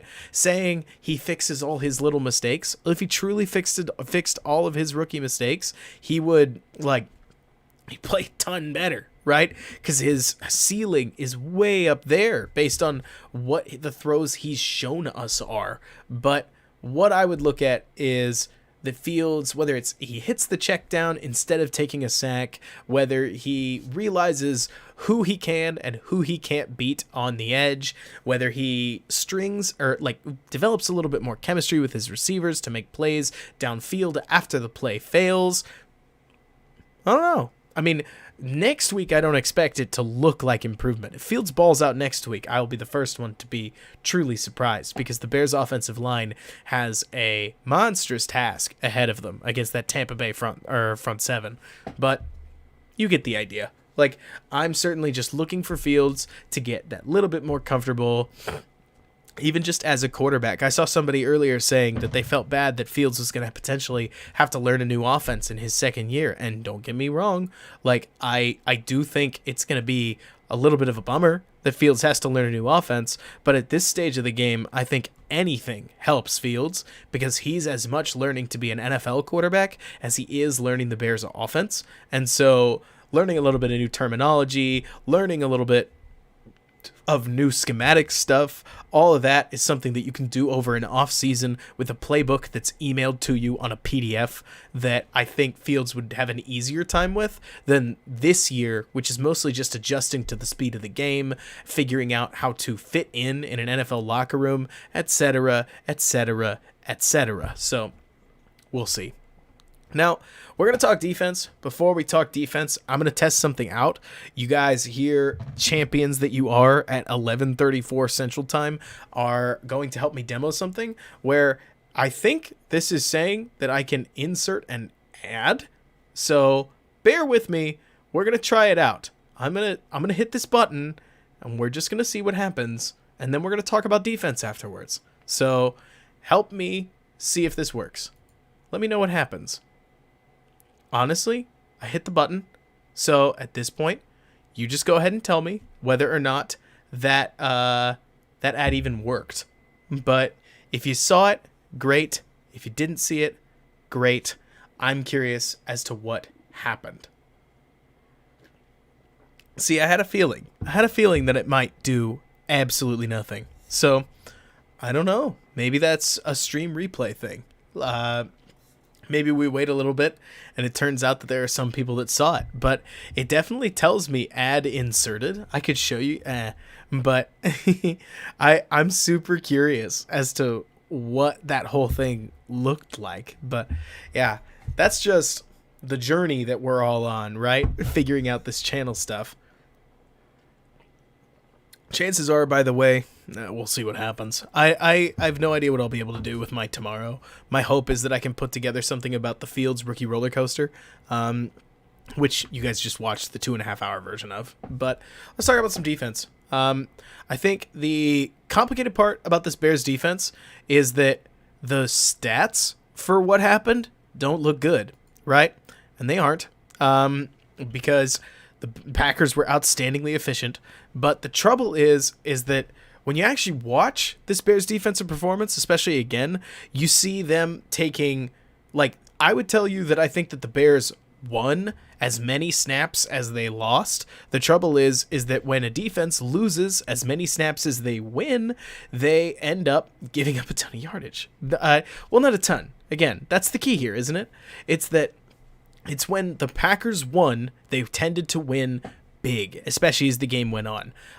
You look at a play like this one, I think this play really beautifully encapsulates exactly what happened. throughout this game, where you're going to see the Bears beautifully cover everybody on the field. So one Packer runs a deep in, he's covered. Two Packers run scissors combinations. Jackson and this guy have these two covered with a DB hanging onto this one over the top. They've got Devontae Adams double bracketed right here. So what does 39-year-old Aaron Rodgers decide to do? He's going to scramble. It's truly the only good decision, and he roars on forwards for 20 yards, for crying out loud. Really, the only fault on this one, coverage good, Bears contain less good. Now, playing contain on a 39-year-old is always hilarious, right? Because I feel like if you took a guy out of coverage, that's going to get you burned. But at the same time, you're hoping that Khalil Mack, Akeem Hicks, and the rest of this Bears DL can keep Rodgers in the pocket, and on this very first play, they certainly did not. The wildest thing about playing the Packers and playing Aaron Rodgers is honestly that whatever you want to stop, they will go the other way. If you try to take the Packers' run game away, they'll pass on you. If you try to take Devontae Adams away, they'll throw to someone else. If in this case, you should dump a bunch of guys into coverage and try to take all the routes away, Rodgers just runs it. I mean, it's infuriating. Wait, did the RV fall down? Let's take a look. Here's Aaron Jones. So, let's see here. It looked like he might have eaten it. Let's see here. Yeah, there's Aaron Jones on the ground, which, hey, works out for him just fine. So he might have hit the check down at that point, but who knows? Yeah, let's see. Censored, the front four needs to get home for sure, but another thing that the front four could do, this is called contain at this point, where you could have Akeem Hicks rotate over a little bit, Nichols rotate over a little bit, and basically have the defensive ends just sit and keep Rodgers in the pocket. Now, why would you ever do that, right? You're not trying to play contain rush against the Packers, because leaving Rodgers in the pocket, he'll just sit there. He's got no problem with that. Like, you'd rather have AR-12 running the ball, but he's not that bad at running the ball. Like, there's such a devil's choice when you're playing Green Bay, which was really infuriating because obviously they're the Bears' biggest rivals, but it's also where you're at. Now, credit to the Bears' secondary, believe it or not. Not only did I think they played overall a pretty decent game against Green Bay, but in this case, you've got, I think it is Nichols. Nichols and Smith are going to force this run to the outside right here. So Nichols and Roquan right there. Where Nichols gets up on the inside, Smith rotates over, and Hicks is also here. So they foul up this gap right there and force Jones to the out. And from there, it's up to, especially in a Fangio-esque system, it's up to the DBs to fill. And big kudos to Kendall Vildor, because Vildor rolls right over, makes the tackle, brings the guy down. The DBs have to be able to tackle in these setups. Like, they have to, because if your DBs aren't willing to tackle in the run game, you get toasted. But man, oh man, as soon as you end up thinking that you've covered one thing, in this case, they're going to try to take away, like, you'll see Eddie Jackson on this phase right here. He's going to run right with Randall Cobb on a quick short route to take that away, pass him off to Roquan Smith. But in doing so, you end up with Devontae Adams one-on-one on Trey Crawford. And surprise, surprise, the guy who I didn't even realize was on the Bears roster, roasted. Yeah, I think it is Ogletree, specifically right here. It's a linebacker. No, that's Eddie. That much I know. Like, they had Eddie up on the line of scrimmage a ton in this game, trying to take away a lot of this easy stuff. The Packers were just able to jimmy it loose. Like, credit to the way that not only they operate and Aaron Rodgers operates in time. Like, it never ceases to surprise me just how quickly Rodgers is able to get the ball out, steps back, takes a look to his right, but he's been going here the whole time. And by the way, it's Lazard, it's not Adams. But Lazard cuts in. It looks wide open. Massive credit to the way that LaFleur is able to work his scheme, because I wish the Bears did even just a little bit more stuff like this. Like, a quick little under route is going to pull anybody who's not jamming the guy. So they pull, in this case, Eddie Jackson over. It opens up truly an instantaneous like throwing window, assuming that Trey Crawford's not glued to his guy, which he isn't. And so as soon as here Lazard's shaking loose Trey Crawford, he ends up generating, like we talked about. The Bears won a play, they stopped 0 yards, or they stopped the Packers for 0. The Packers win a play, they go, what is this, 5, 10, 15, 17 yards. Like, when the Packers won their downs, they moved the ball a lot further than when the Bears won their downs, where usually they weren't moving it backwards enough, which ended up adding up. And so they're able to, if memory serves, ultimately stop this drive for no points. Let's see how they do it right here. Part of it is defensive backs, like we talked about, needing to tackle. Like, Desai never lost his nerve. Instead of just suddenly starting to drop a whole bunch of guys into coverage, here he sends DeAndre Houston Carson on a really nice blitz right off the edge. And he's able to make a play for, I think, a gain of none officially. But from there, let's just see here. The Bears, grading their day in coverage is so weird. Because you've got plays like this where they pull Ogletree over, he's covering him in the flat, Jackson's watching whatever threat's coming by. One thing the Packers did really well was that they saw that the Bears were going to play a whole lot of cover 1, cover 3, and they ran a bunch of routes that isolated the safety one way or another. So in this case, Jackson is trying to help out Randall Cobb, who otherwise would have been absolutely wide open. Like, Eddie Jackson can't necessarily be in literally 2 places. But then Trey Crawford ends up, obviously, I think that's Trey, or is that Jalen? No, that's Jalen.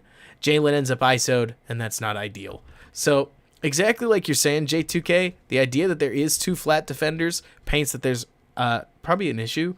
I do think that the Bears have made the here and there coverage mistake, where they just goof up assignments. And so I don't know what was supposed to happen there. I'm truly not a Fangio defense savant, so I can't tell you the exact pattern match scenario in most of these cases, but it does feel like, let me see. Well, there you go.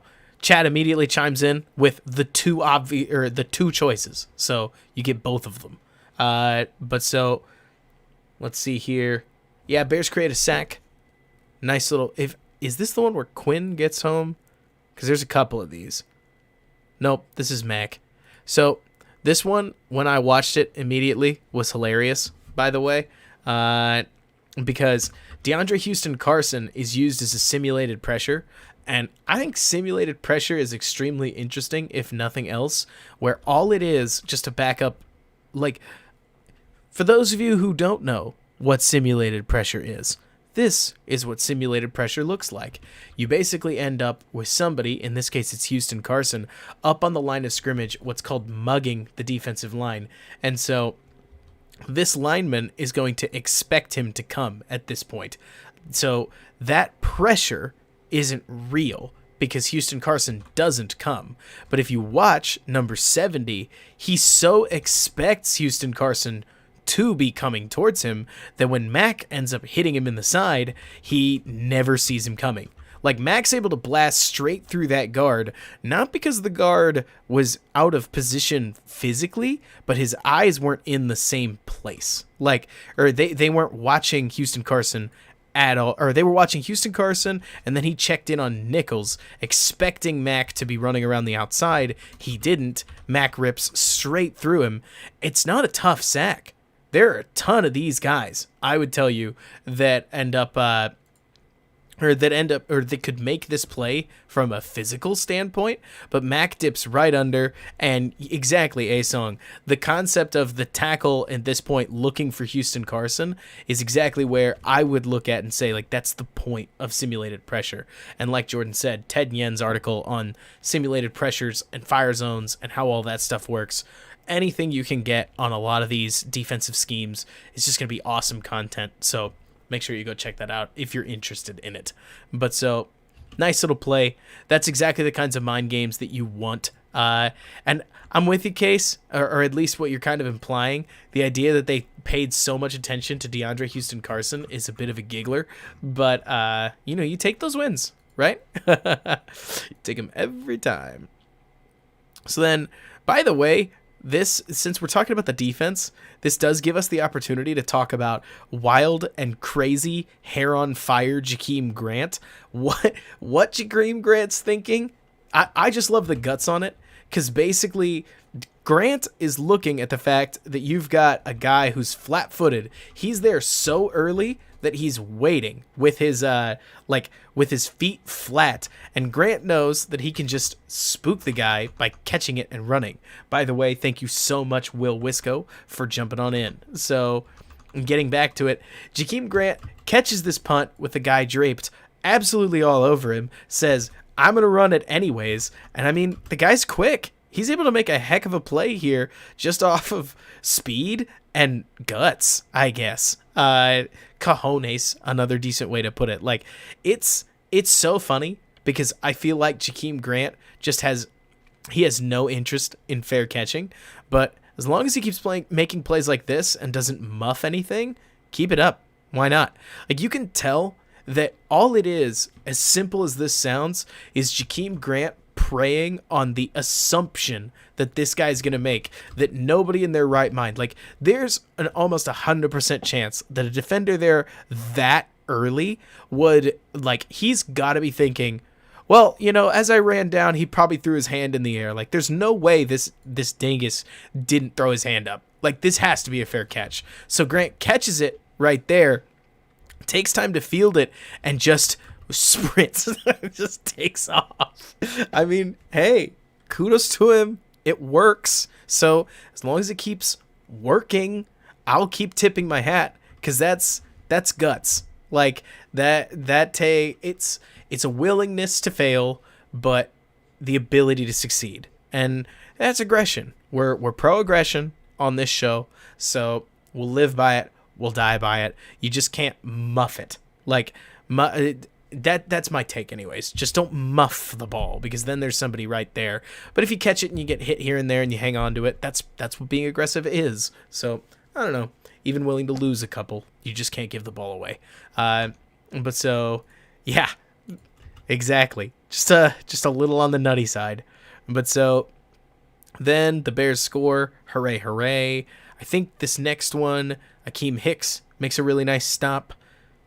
So take a look at, is it him? No, it's not, because that's not Hicks. That right there was Nichols. Good night, Jordan. So you can see Hicks rolls on over, makes a nice run stop. Packers don't get much. But the key there is that, again, that's what you would consider like a Bears win, because they only got 2.5 yards. That was sort of this game. The Bears weren't able to take away quite as much as maybe they wanted to. But then, I mean, hey, at least at the start of the game, they came out firing, right? Like, here, take a look at Quinn. He's going to make an insane bend right there. Like, this is nutty to me. When you watch this kind of play, like, edge rushers, so if you follow my Twitter at all, I've talked a little bit about how I think that part of what the Bears have done to generate all the sacks that they have is that they've played pretty good coverage on the back end. So when they're able to cover, they then are able to generate longer windows for the pass rush to go make a play. So this is not that. This is just an edge rusher going absolutely crazy. Like, this is the kind of sack that just shouldn't happen. Aaron Rodgers knows it too. Like, he takes a quick drop off of something that I'm not 100% sure it's like open. No. Like, the Bears have this just covered enough, and Quinn just rips right around the edge, and Aaron's not going to take a look at 28 here, who's wide open. He's just not going to get there in time because the pass rush got home. Like, you want to take out, or you want to take on an incredible quarterback, you're going to cover just enough, take your lumps where you can, and you have got to get home. I mean, Case, look, regardless of what detractors say, people just don't tend to throw at Eddie Jackson. Like, all things told, Eddie puts himself in places that takes stuff away, where in this case, look, it's not that he's defending the double up. Like, again, the real threat here is 28 coming underneath, but he definitely, oh, does he double check on him? That's funny. How did I miss this live? That's great. Quinn hits him with the discount double check. How did he not get how did he not get the taunting flag? Like, we're no numb, you didn't miss it. It's later. But so you're telling me that Quinn brings him all the way down. Like, he brings him all the way down, hits him with his own celebration, and this referee's like, nah, you earned it, bud. Like, get on out of there. Just don't do it again. Like, that's wild to me. He does it right on top of him too. Like, Mario Edwards gets it unsportsmanlike for barking at Aaron Rodgers while while Quinn hits the discount double check on him. Yeah, maybe they just didn't see it because of the angle. I couldn't tell you. This is hilarious, but he must have been. The referee had to come over with a smile. Aaron Rodgers like, hey, come on, ref, you gonna let that stand? And he goes, yeah, that was gold. Like, I'd flag it if it wasn't funny. That sort of thing. Who knows? But so then it's 3rd and 15. The Bears have a nice little coverage net. Like, this is a very standard cover 3-esque play that they're going to run where they've got, I think this is Gibson. They tend to just sort of jam him. They rotate where Eddie is all the time. Whether Eddie's back here or Gibson's up here, they like to move him around. And on 3rd downs, I have to imagine that they were just assuming that they weren't going to just absolutely celebrate or like send it, but who knows? Let me see. What was censored? What did he say? Because that's funny. I think that's gold. But so I hadn't noticed it. Rodgers has to check it down. Credit to Quinn again for getting on through. And this brings up a funny one. You guys want to talk about a scheme thing? I noticed this 2 years ago and never had the guts to talk about it because it was so conventional and obvious to talk about how chips help your offensive line, right? Like, if this guy chips Quinn, that's gotta help. It must, right? Because you're hitting him from out of nowhere. You're taking the steam out of the pass rush. Like, it's one of the world's most basic things in football, right? Well, Brandon Thorne recently came out with some information that I thought was interesting, if nothing else, that a bad or a late chip can be really detrimental to an offensive lineman. This is a perfect example of that. Take a look at what Tanyan does here, 85, as this ball gets snapped, and from there you could see the tackles in his set, but while he's set to take on Quinn right here, Tanyan's about to come over and give Quinn a legendary edge, right? Like, as soon as, as soon as Quinn gets chipped right here, he goes right around his guy. This chip helps Quinn. Like, all he's basically got to do is just keep his balance right there, and he's able to flush Rodgers out of the pocket, which is good enough for the Bears because it takes away about half the field. He's not going to uncork it the other way, but definitely an intriguing one. Like, I'll show it one more time because I find this stuff interesting, right? Where people talk about 6-man protections, double team help, chipping, so on and so forth. Cohen threw one of these in 2018 that immediately gave up a sack against the Broncos. Like, it's interesting watching chipping, that there's some chips that are good and there are other chips that are bad, and that was one of the bad ones. This, if memory serves, has a great play taken away by, again, I think it's an illegal block in the back where whack. Yeah, there he is. That's a block in the back, but man, does Grant make a play here or what? Like, step back, breaks a tackle, breaks another tackle, bursts forward, breaks another tackle, gets hit in the ankle. Like, this, it's a bummer the way that it starts, but it's an awesome punt return. Like, all things told, like, that's going to get called 100% of the time, but heroic after that. Misses 1, misses 2, misses 3, misses 4, and hitting the ankle. But, yeah. Let's see. Who made which hit? The Packer hit or the block hit? Let's see. Looks like 23. So is that? It's not Graham, is it? because I can't remember who 23 is. Obviously, it's defensive back, but that's all I got. Then obviously the Bears are on offense. We talked enough about this. So let's see. Go to 14. Keep talking a little more. A defense. So the Bears basically, this was, I would say, where it started to kind of cave. So the Bears make a really, really, really, really, really beautiful play off of play action, where you're going to see, in this case, Roquan, you're not late, but we definitely are in the later phase. You're going to see Mario Edwards completely interpret what's going on. So he sees right here the motion man coming across, but I think he also catches as he stands up that the Packers pull somebody across the formation, which I think tells him, this might be play action. Either that or he just gets lucky. I really couldn't tell you. But you watch Mario Edwards, and you're supposed to have Quinn going after Rodgers. You're not supposed to get Edwards there too. But Edwards just rolls right out, right?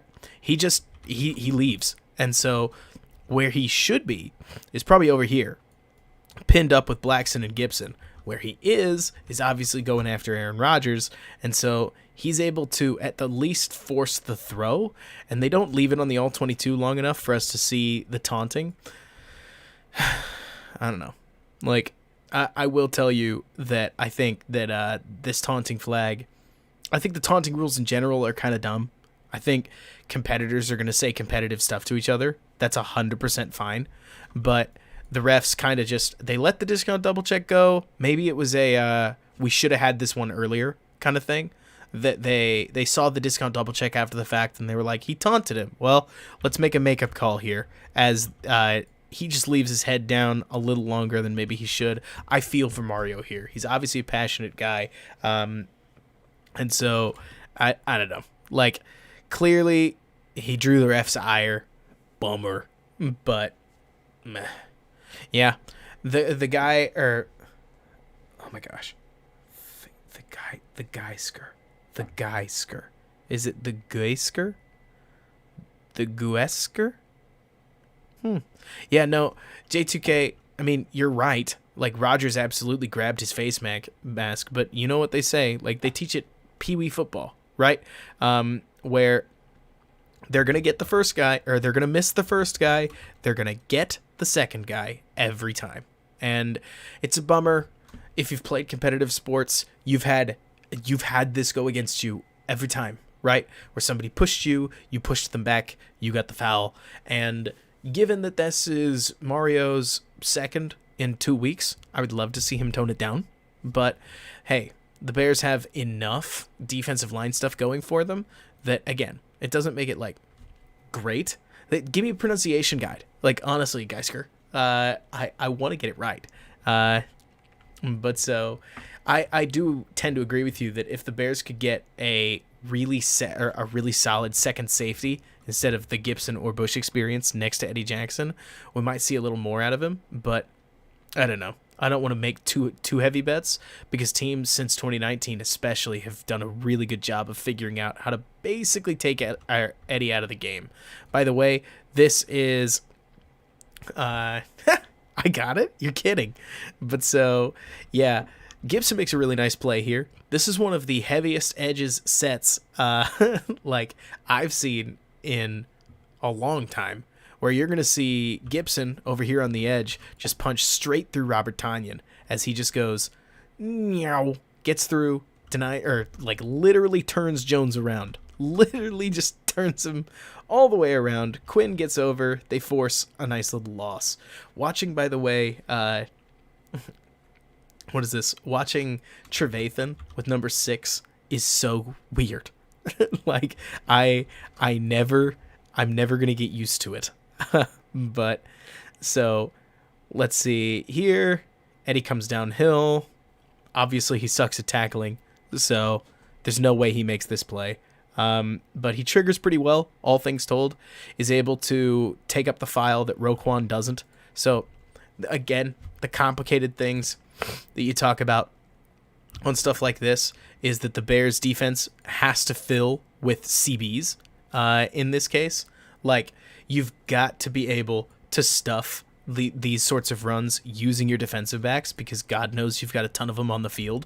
In this specific defense, just for instance, you've got 1, you've got 2, you've got 3, 4, 5. So it's a nickel defense, obviously, but that means that they got to play run fits. And so in this setup, you've got Jones kicking outside. Eddie knows he's got somebody over there and over there, so he sticks through the middle, right? And solid, all things told. Like, again, this is not a plan the parade tackle. It's just doing your job. And so, credit to the player that did.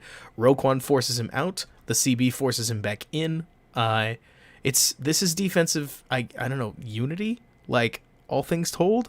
I don't know.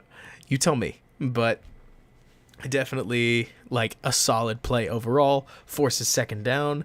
And the Packers just kept getting stuff back. Like, when the Bears would make a play, in this case it's like 2nd and 8, then they put Tanyan on Roquan Smith, who steps over. I'm not 100% sure why, but he does. And Tanyan takes the middle of the field. There's not really any defending that based on where Roquan Smith was.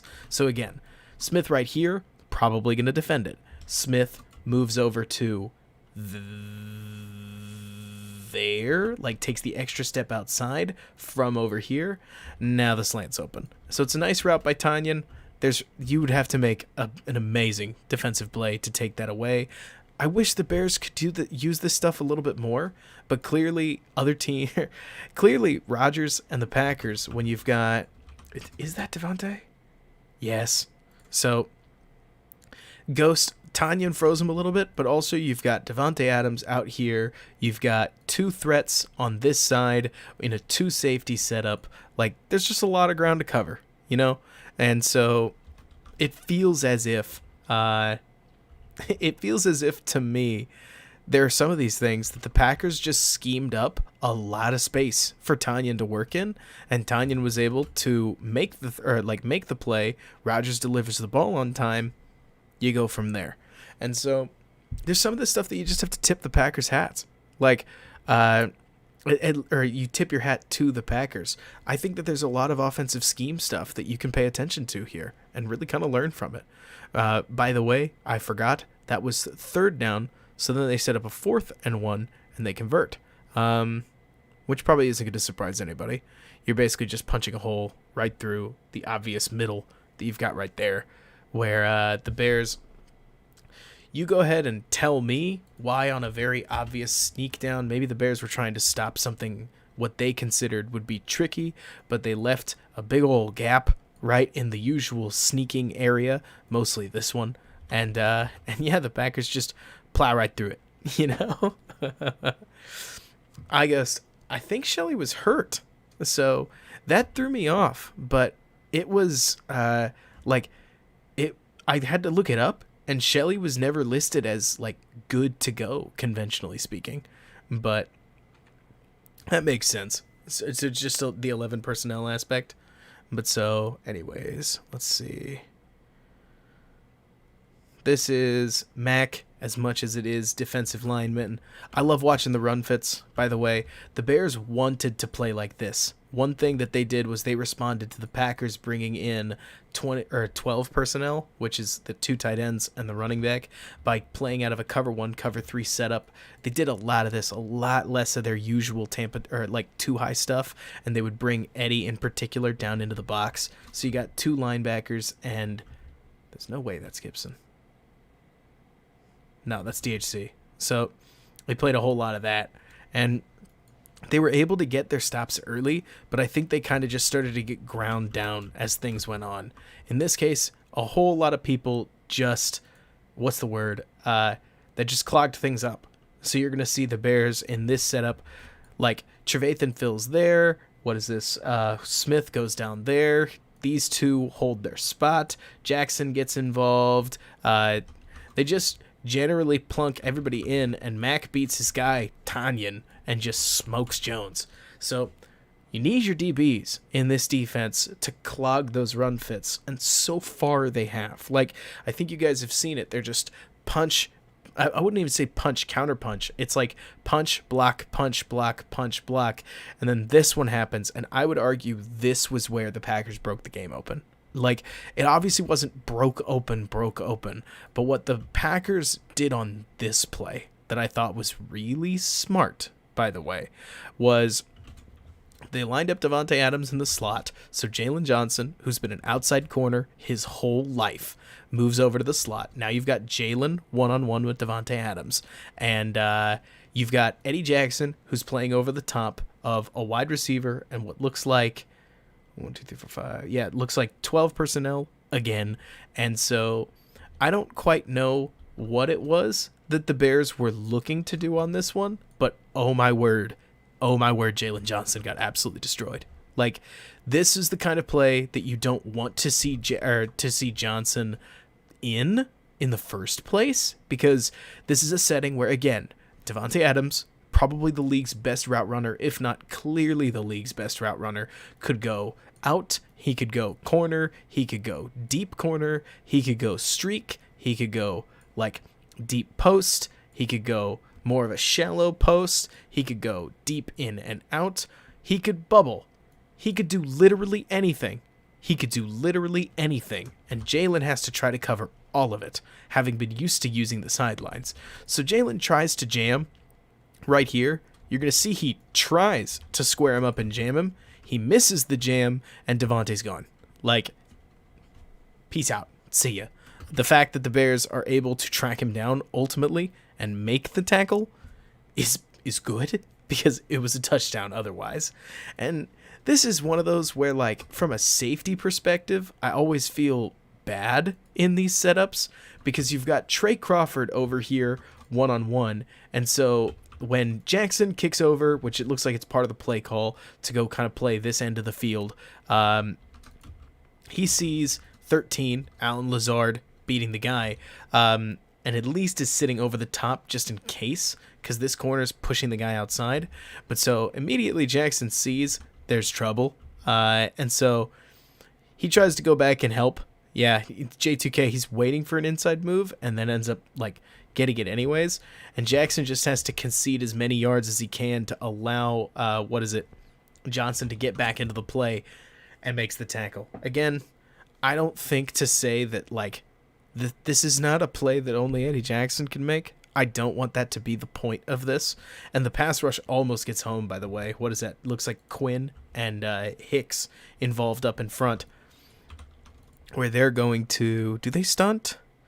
They pull off a small stunt, but so Quinn almost gets home, but the throw's just too quick. All things told, looks like Quinn and Goldman create a little bit of pressure, but obviously when you get the glitch open, he's just gonna run on you, and so this was where I think the Packers really hurt the Bears, and from there I don't know if the Pack really looked back. Like, this was at this stage, yeah, no, Redneck, we're doing what we can. We're surviving and thriving.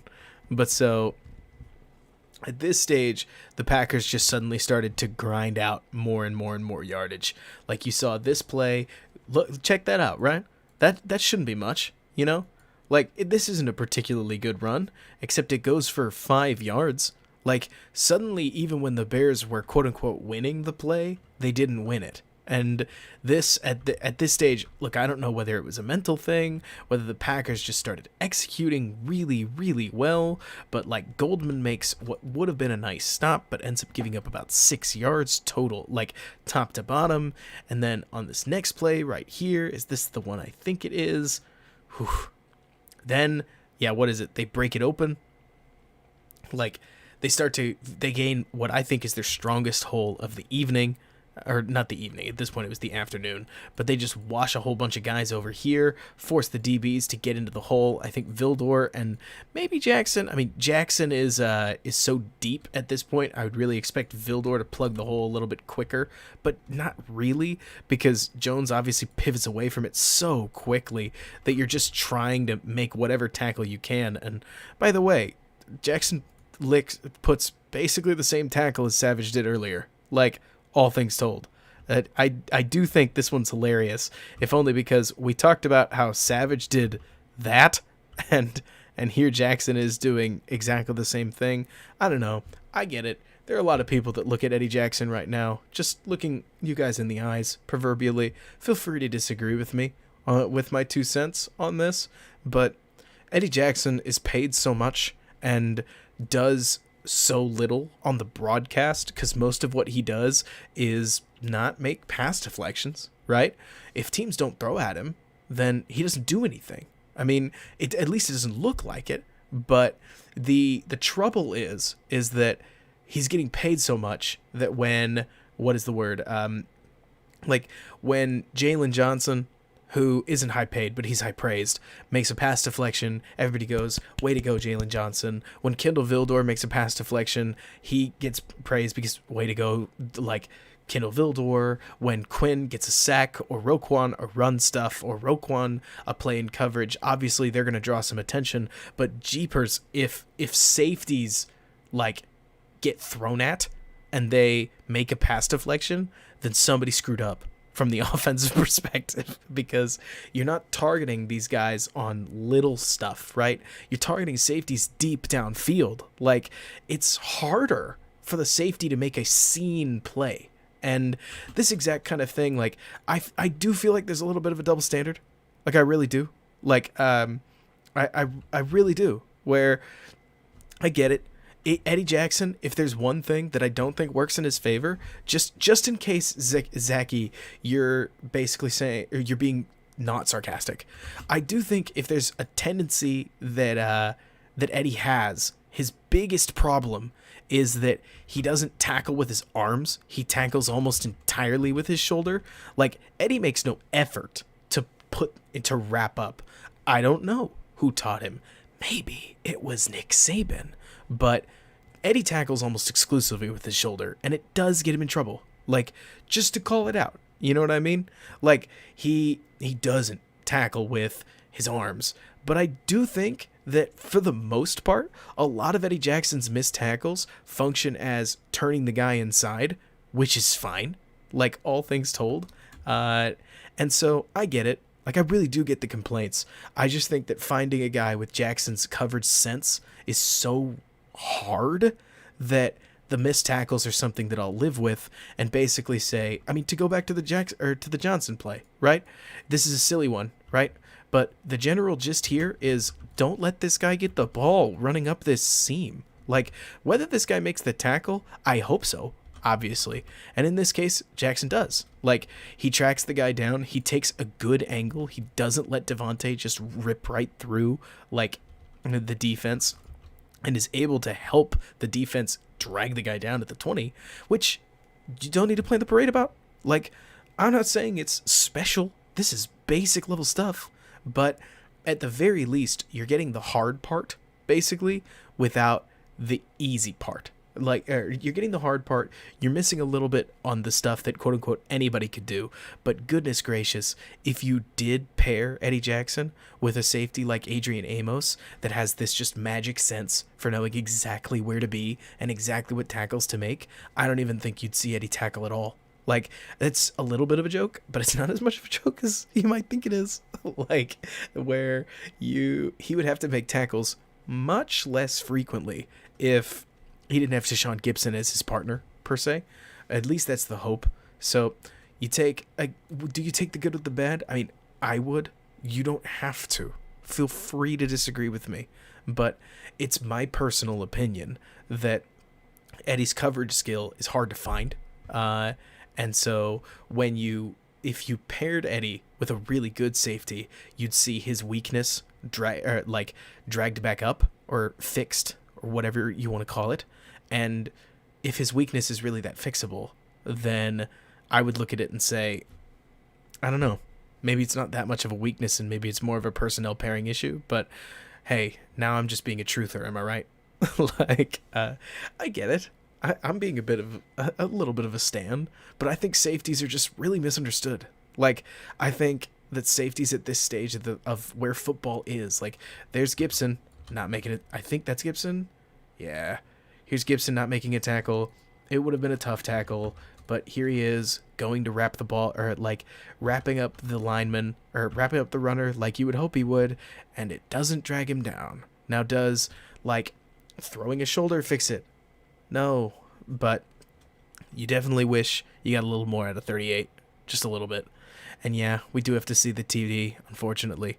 And iGhost, he's good at coverage in the sense of where he knows, like, think about it this way. Eddie Jackson is less good at just straight man-to-man coverage, which is, like, a different form of coverage than safety, which safety is more about interpreting what the defense is doing or what the offense is doing and running to where you need to be to cover it within reason. Like, obviously Eddie isn't going to go from here and go, I need to be over here. That's not realistic. But corner is more, how do I stop the guy in front of me? Safety is more, how do I stop the whole play in front of me? And so sometimes you get safeties like Eddie that'll take risks, get burned occasionally, but I do tend to think that there are some Bears fans out there, and this is fine, right? It's fine if this is what you want, that they want the guy more like Tashawn Gibson that's just going to back up, and make the tackle. They're just going to back up, they're going to just make the tackle, and that's it. And that's fine, like the Amoses. Like, I would say Darnell Savage and Adrian Amos, they're not practically the same player, but they play similar styles, whereas Eddie is more aggressive, cutting stuff off before it ever got there. But I get it. Right now, with where the Bears are at, where they tend to field Ogletree, and Vildor's fine, he's not amazing. They tend to field a nickel, and that nickel's either Duke Shelley or apparently Trey Crawford. Like, there's a whole bunch of stuff that these guys do that I look at and think it doesn't help that Eddie is constantly chasing the play, basically. And so when, like, if he was on a defense, like, what's the big difference between 2018 Eddie and 2021 Eddie is that 2018, the defense with Prince Mukamura, we've talked about this before, but Prince Mukamura and Bryce Callahan and Kyle Fuller and Adrian Amos next to him, and they basically just didn't let the ball go anywhere. Like, you had to put it somewhere because you had Mack, Leonard Floyd, Akeem Hicks in his, like, prime, and Eddie Goldman playing great football up front. You had Roquan Smith and good Danny Trevathan as a linebacker denying zone stuff underneath, but you still had to throw the ball. Like, when you were losing, you had to throw it somewhere. And so Eddie was able to capitalize on that. Now, they can just find Eddie and go somewhere else. Like, or put him in a bind to where he can only be one of two places. Here, you see the Packers execute the toss play that the Bears have been totally unable to get right since 2018. They just get him in space. It's always hard to stop these, like, goal line and ones, I think anyways, where it's like, whose fault is it? Well, I don't know. Denying 1 yard is tough. But credit to the Packers. They're basically able to just wash a whole bunch of these guys out with motion, all things told. They catch a whole bunch of Bears in a bind. Maybe Eddie should have just, like, seen it and triggered down, but he's watching to see if it's like a play action something or other. Gets downhill, just not quite quick enough, all things told. But yeah, tip your hat to Matt Nagy. Exactly, guys. No, I mean, the Bears they've tried this play. It's got to be like 5 times. Yeah, I had not thought about it that way, though. You guys are right that it might have just been straight up going after Matt Nagy in this sense. But if it was, credit to him. That's pretty vicious, all things told. Let me see.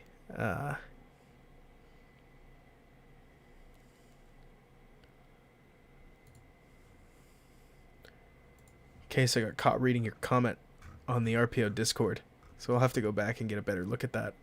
Oh gosh. So everybody just go ahead and get ready. Bless you, honey. Oof. So this, if you thought things weren't going well, they didn't get better. Because what you're about to see, and I think this was gnarly. So the Packers, like most teams nowadays, have been playing a lot of inside and outside zone, right? Where you'll go outside zone or something like that. Maybe you'll go inside zone where, let me see, that would be more Like, if outside zone is everybody slants over, more or less, inside zone is a little more like this guy goes here, this guy goes there, that guy goes there, that guy goes there, and it kind of looks the same, but everybody just advances differently. This is called power, right?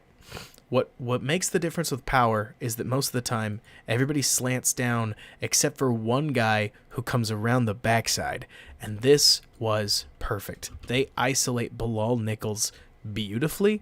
It is almost mean because on the defensive line with Eddie Goldman, in this case it looks like Angelo Blackson, Khalil Mack, and even Robert Quinn, Nichols is the weak link. That's what the Packers decided, and you tell me if it worked.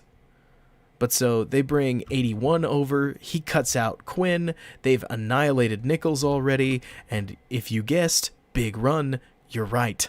And Gibson blew the tackle. Who is that's ultimately saving the touchdown? You wouldn't believe it. It's number 4.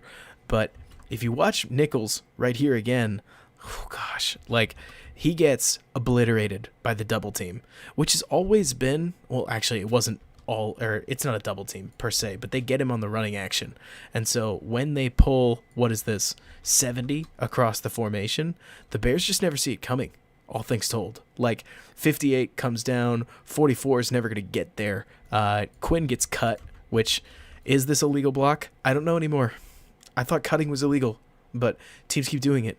It's like they're just not going to let it come out of the playbook. But so Dylan then just carves straight through the offensive line, and Eddie has to, actually, big credit to Eddie. And when you talk about safeties, it's going to sound silly, no safety is going to make this tackle. Like, a running back versus a safety in a downhill battle, you're never going to get there. Like, it's all you're going to do is just try to turn the guy inside, which at least, nope, Gibson doesn't even do that. So then they have to win a foot race. But so I always feel bad on these kinds because seriously, like let's go to the point when Gibson realizes he has to come downhill. Once he gets to here, like, oh my gosh, how's he supposed to make the play? Like this is the sort of thing where oh my gosh, what? Wait, so defenders can't cut, but the offense can? You got to be kidding me.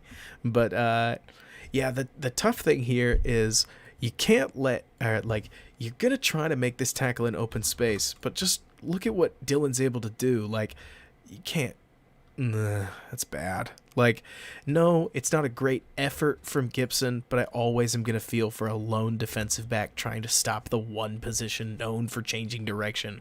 Like, and strength running through arm tackles. Like, he was toast, and he was always going to be toast.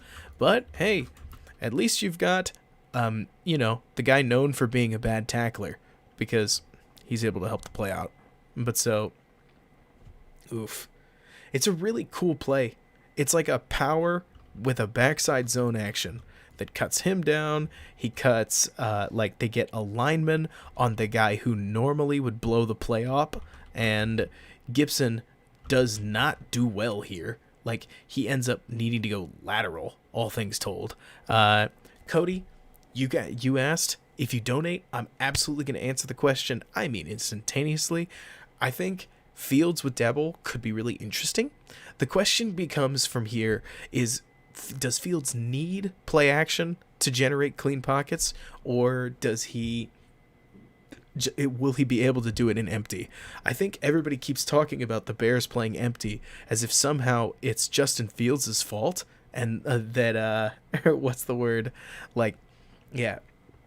If, like, people keep talking about the Bears playing empty this year as if it's Fields' fault that somehow the Bears' offensive line can't block out of 5, but, that's just me thinking.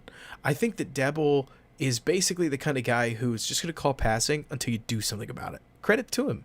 In that setting, I don't see how Dabble and Fields wouldn't mesh, because Fields is the kind of quarterback that you could just beat the heck out of teams. Just throw if you wanted to. It's just a matter of whether Fields is going to, I don't know. Like, it's a matter of, honestly, whether it's Dabble's scheme that really would carry over and Dabble would be able to hire a bunch of the guys that he needs, or whether McDermott has more of an influence than we think he does. But it's hard for me to find a scheme right now that Fields actively doesn't work in. Maybe West Coast, ironically enough. But there's a reason. Say what you will about Matt Nagy. There's a reason he was head over heels for Fields.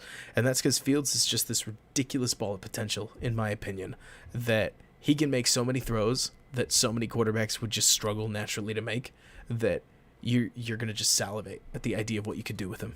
And I don't blame any coach that does. But so, back to this. Gibson misses a tackle. And I wouldn't say this is, again, the play that, like, broke the back of the Bears, but I would say that this is where the Packers started just ripping off chunks in response to anything that the Bears did right.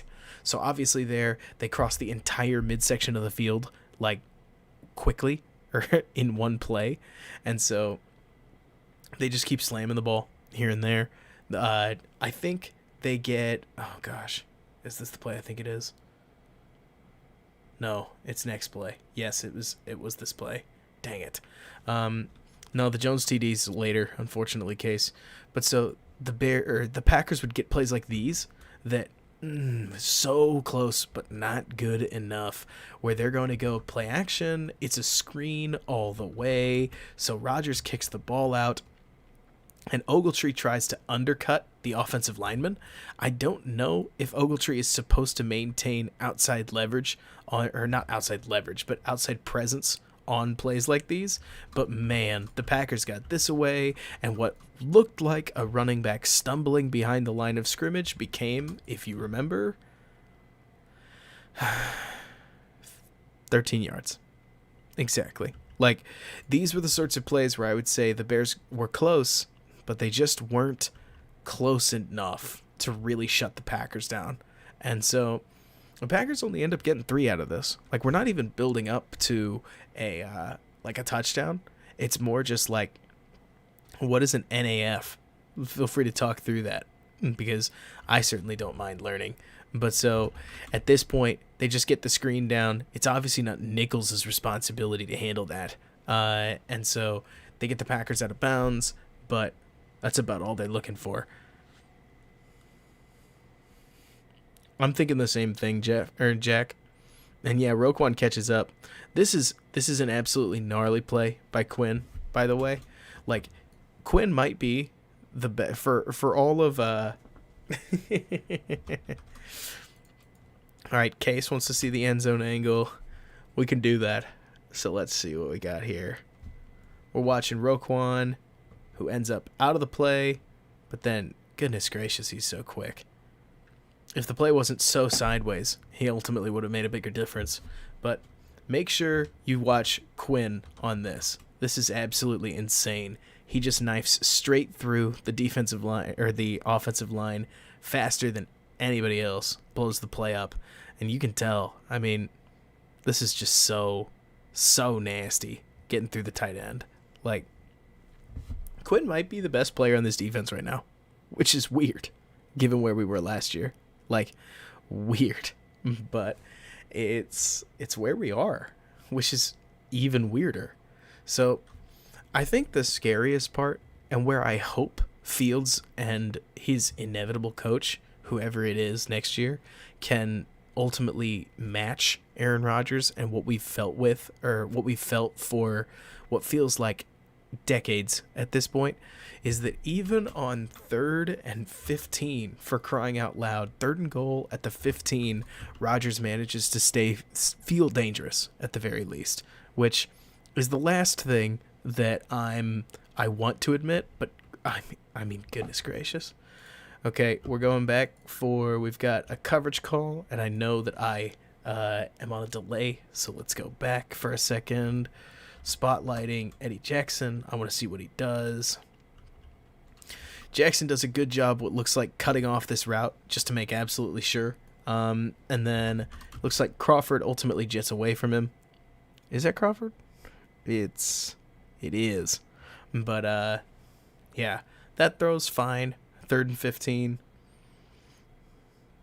Jackson does a nice job reading the play. So we talk about safety versus corner.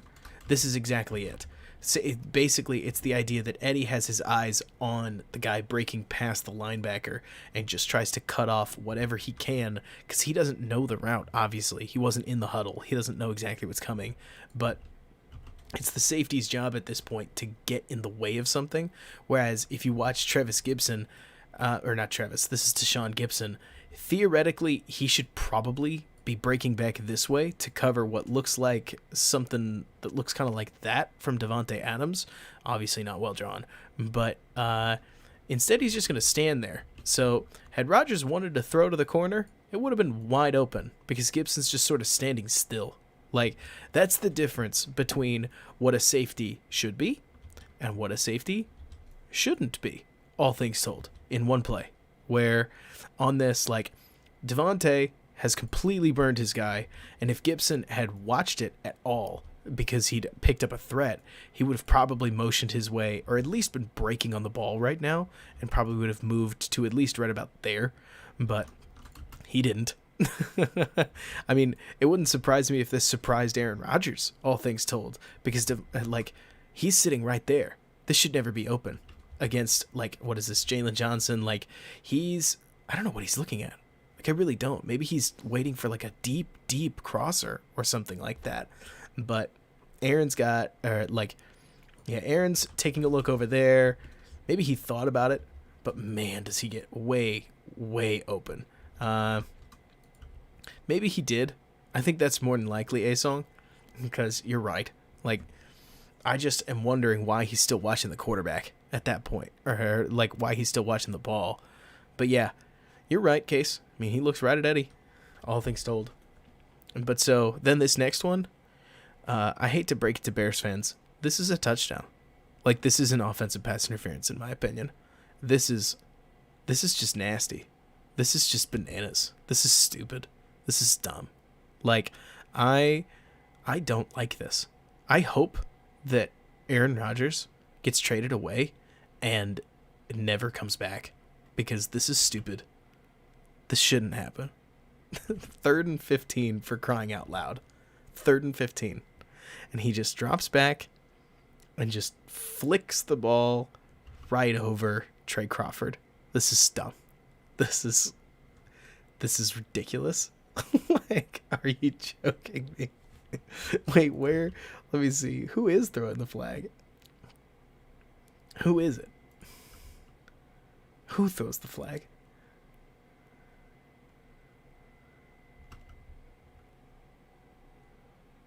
Are you kidding? Oh my gosh, it's him. He throws it. What in the world?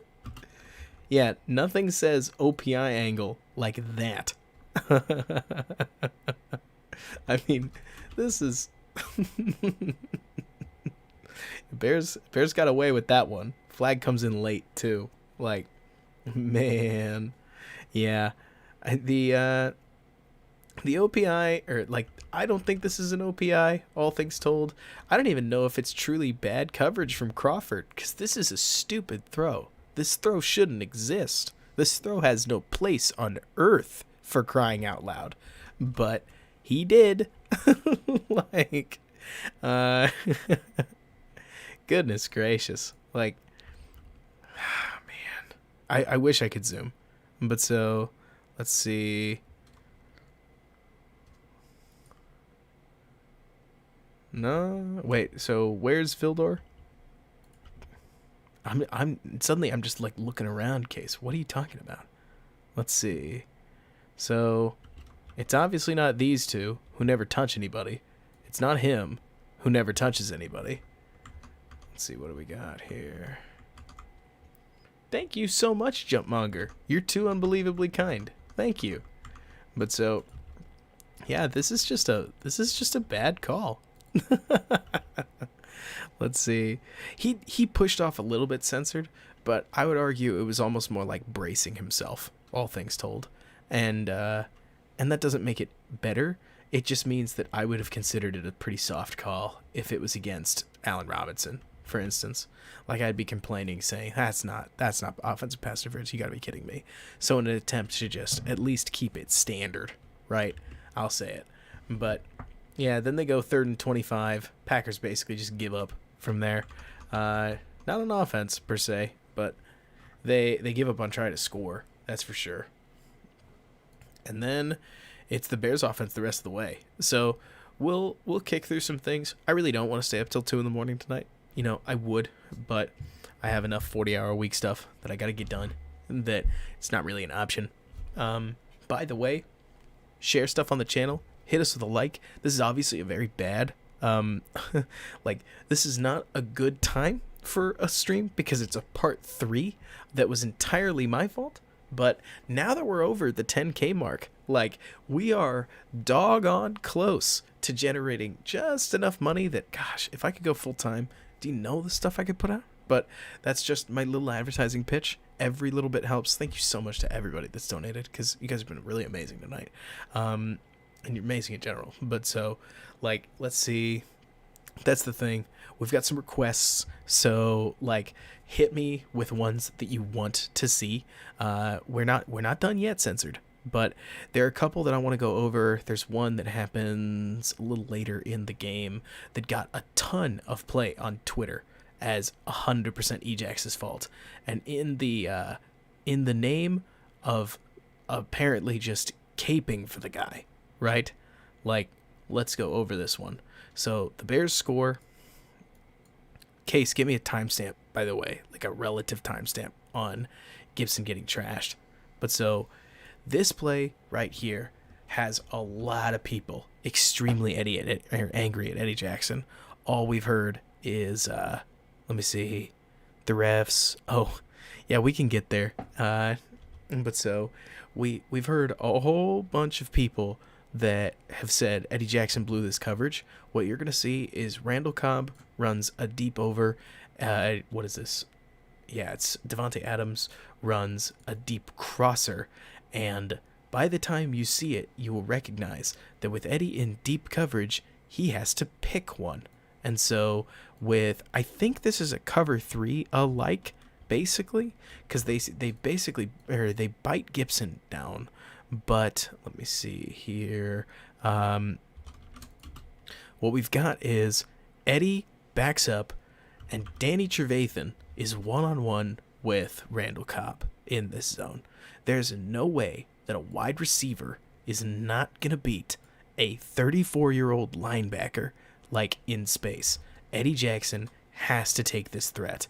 What we don't know is that Jalen Johnson has completely botched his jam. He gets what he feels like. He said this his coach said this in an interview, that he felt like he jammed Devontae really well to where he felt like Devontae was going inside, but he obviously doesn't. He takes this back up and lets go. And this is where I would tell you, Jalen Johnson has to carry this vertical, because there's obviously just one deep safety. Somebody's got to do it. And Eddie's taking the correct threat. You have to deny the very easy throw first. But the problem is that the Bears have created an equally easy throw. This is wide open. 2 defenders in the same place is a bad thing. And Devontae's open, not because Eddie blew some kind of coverage. Again, deep post, Randall Cobb on Danny Trevathan, I will take that matchup all the time. But this throw right here ends up really easy. And the goofy part, obviously Eddie needs to make this tackle. Obviously, nobody's saying he doesn't. I do think it's a little hilarious how this should have been a touchdown. If the tackle was truly atrocious, then theoretically, with, what is this, Eddie laying the hit on him about 10 yards, inside of the line of the sidelines, this should be a score. But it's not. Now, was it because the Chicago wind blew on him? Or was it because the tackle technically tackled him? You tell me. Again, nobody said this is good. He doesn't, he should get a little more than just his shoulder on the guy. But I do think it's funny that to talk about how Eddie missed this tackle, well, technically, he made the tackle. Either that or the ghost of Adrian Amos or Mike Brown or any other Bears safety you want to pick made the tackle. Because otherwise, he's in. But yeah, like, I can't agree more, Zachy. Like, it's still not, nobody's pretending that this is ideal tackling form. It was just funny to me that a play that I think is wholly Jalen Johnson's fault, like, he's got to carry this vertical. And by the way, so Rodgers throws this ball, and as he throws the ball, Jackson's already turning to go try to make a play on it, and he gets on his horse immediately because he's got to get there and nobody else is going to. Obviously, you want to see him wrap up. Like, seriously, this is, I don't think this is good tackling effort, but this is, like, he does technically make the play. Certainly he gets into the mix of things. And so I shrug my shoulders and say, like, exactly, Zachy. Like, there's an aspect of this where I will take 100% of the time the fact that Jackson got involved in the play at all over the fact that his tackling form isn't exactly what I want it to be. And maybe it is the coach's fault that he tackles, like, that he doesn't wrap up. I don't know why. Maybe part of it is just, it's a running thing, right? Hard to run full speed and then also, like, get your arms out there when, I don't know, let me see, like, if you were running and then you went for, I have no idea. Like, that, it really is the sort of thing that, like, I could try to mentally demonstrate on what it's going to be, but Eddie just hits him, like, hit sticks him. He's lucky he got out of bounds, all things told. But he did. And then, did the Packers score? Yeah, the Packers score here. It's big sad. They run, what is this? This little play action. Make a tackle. Diving through the thigh board. Okay. If nothing else, that makes sense. Like, that it's a tackling technique. Does that just mean that theoretically, in that sense, Brandon, that, like, the wide receivers just soaking the tackle beautifully? Like, is that sort of, or is that more like when you break that tackle, is that what's going on? But so, yeah, I mean, I don't want to say that the Bears' back was broken. That feels awfully dramatic. Oh, hey, goodness gracious. It's literally Eddie again. Like, this is not what I would have anticipated. But I promise I'm not doing this on purpose. But here's Eddie controlling his guy and making the run stop. Like, I promise, not on purpose. But it's looks like Goldman gets sort of, like, pinned backwards, and Jackson's there making the tackle. He shouldn't be making all these tackles. Like, what? Why is he making all these tackles? Was somebody saying that was Jackson too? Are you kidding me? Let's see. Where's Eddie? There he is. Yeah, you gotta be kidding. There's number 4. Gets involved with the run play, robots backwards, and literally makes the tackle. Goodness gracious. But so,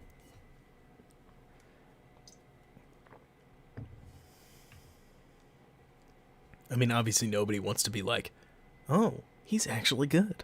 But yeah, I feel like the trouble with this Bears defense at this point is that they just got exploited in the fact that while their defense is very good, if not maybe just good, they're going to struggle against teams with absurd talent levels and really good scheming. And in this case, I think one of the big differences is obviously AR-12. Like, Aaron Rodgers is just enough of a running threat to do this and be real about it. Like, what is who's that? That's Ogletree. What's Ogletree supposed to do in this setting when Aaron Rodgers looks back across his face and he pump fakes him?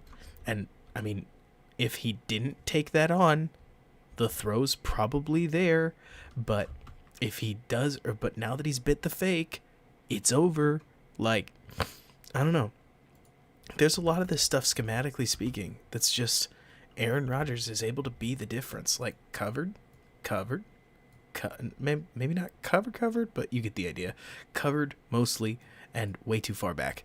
Like this is one of those that I look at and it's like, yeah, I mean, Zachy, I can't tell. I honestly can't tell what taunting is at this point.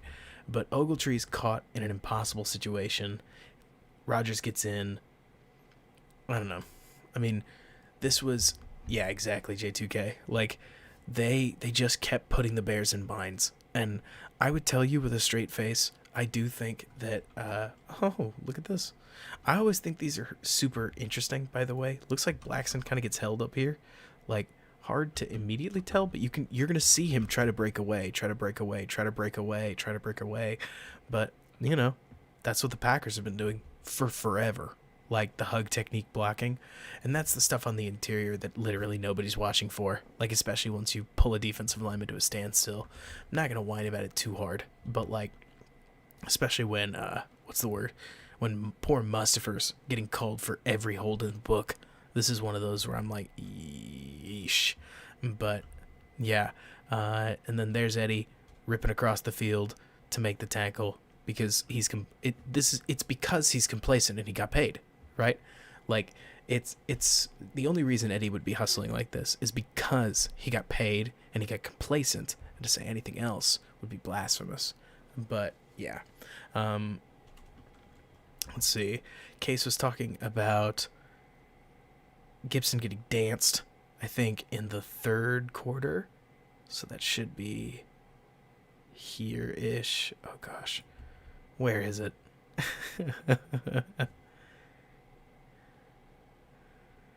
Because I can't quite remember what played. Oh, gosh. Oh, my gosh. Look at this. Look at this beautiful play. Watch Eddie deny 2 routes at once on this one. It looks like Rodgers goes play action, and Eddie stays enough of a threat to take away 13, but then shuffles over to take away Devontae. And Rodgers takes a look at it and says, nope, and checks it down and picks up a ton of yardage.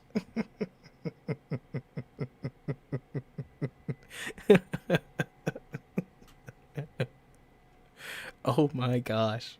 Oh my gosh. Like, so he takes a look at Lazard, who's 100% open. It's 38-56. Brandon is where I'm at right now. But so he takes a look at Lazard. He's covered because of Jackson. Then he looks over at Devontae Adams, who's covered because of Jackson. And then he checks it down to Gibson, who blows the tackle. And Jones gets in the end zone. Oh, gosh. I mean, he's right there, too. Like, Gibson is standing there waiting for it. Like, you know what the worst part is? So we've talked about guarding grass before, right? Why is he getting out? What's he doing? Like, this is one of those, just watching a bunch of defense, you have to wonder, what is Gibson scared of? Like, so here's Gibson crashing down. He realizes he's out of the run fit, but why does he kick out? Like, what does he think he's covering? What does he look around and see that he thinks, oh, I've got to cover? Like, what's he stopping as he breaks back out this way? And so he kicks out and basically allows the underneath throw. And then he doesn't make the tackle either. Like, he's late to trigger on it. He misses the tackle. Gosh. I mean, literally I tend to think that there are people that like Tashawn Gibson at this point pretty much entirely just because he plays like a Madden AI person. Like, seriously.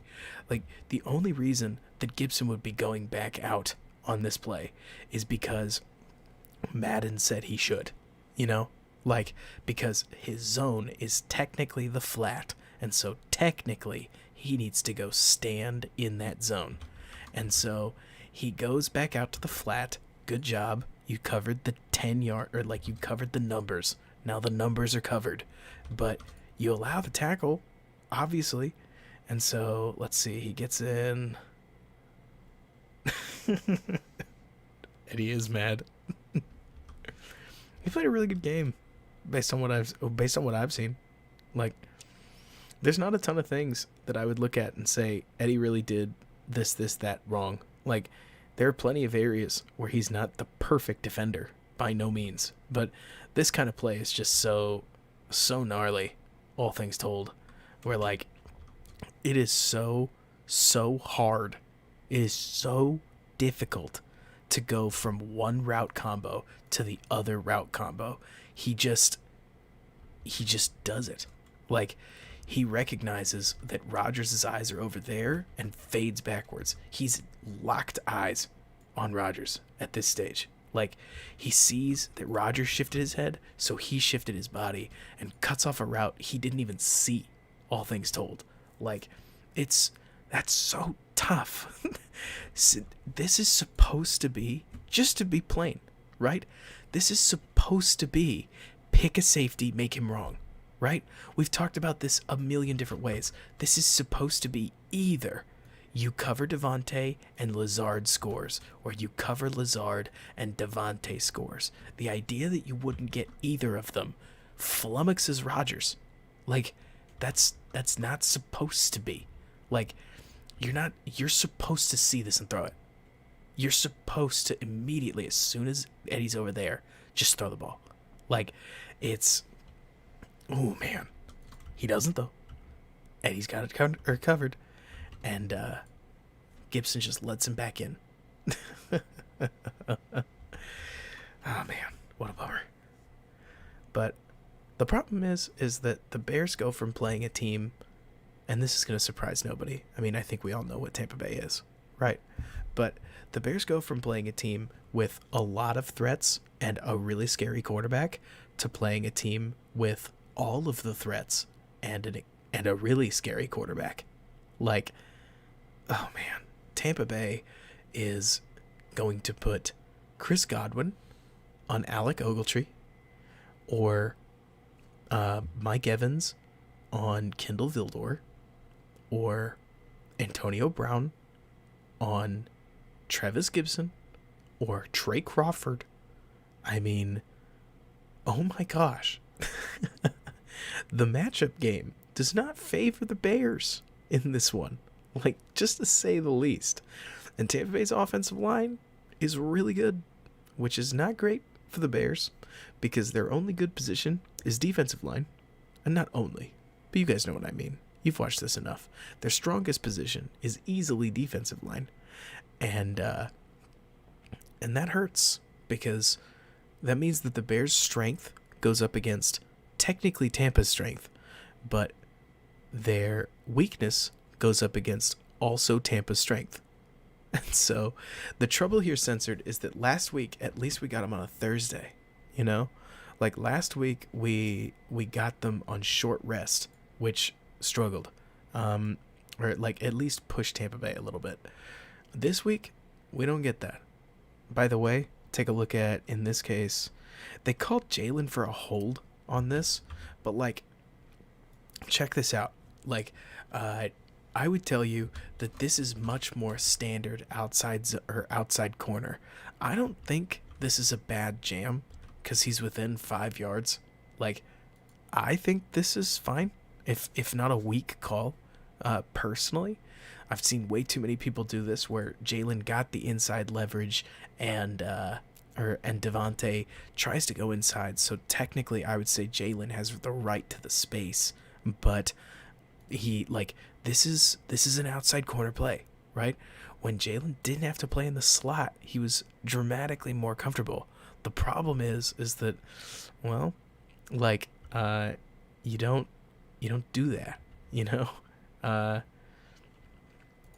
Or sorry, my brain failed. But the problem is that Jalen's just not, he doesn't have the sense for a slot corner, because outside corner, if you hit him with a jam here and you force him to go outside, you trail him. Inside corner, if you hit him with a jam here and you force him to go outside, he could just keep going. Like, if that was here, he could just keep going, and there's no winning there. But so, let's see, what are we talking about with Eddie? Looks like he's just playing deep center. I mean, this is the exact kind of play where I look at and I'm like, actually, I don't 100% know what he's looking for. But that's where I would look to somebody who actually understands how safety play works. I have a small inkling of how safety play works. That's really it. Zone match safety is such a tough position that, yeah, I guess that's what he's doing over there. If nothing else, I've always noticed that Eddie Jackson seems like he knows what he's doing. Like, I don't know who he's barking at here, but he barks at somebody, like, to try to get things corrected. So, I'm not sure. I hope Eddie ultimately makes some plays. I would love to see him just pump out 2 touchdowns in, like, 4 weeks. I mean, wouldn't it be so the way football, like, works? For suddenly it's Eddie Jackson who picks off Trey Lance, takes one to the house, and Bears Twitter goes, you know, I gotta admit, Eddie Jackson's pretty good, or something like that.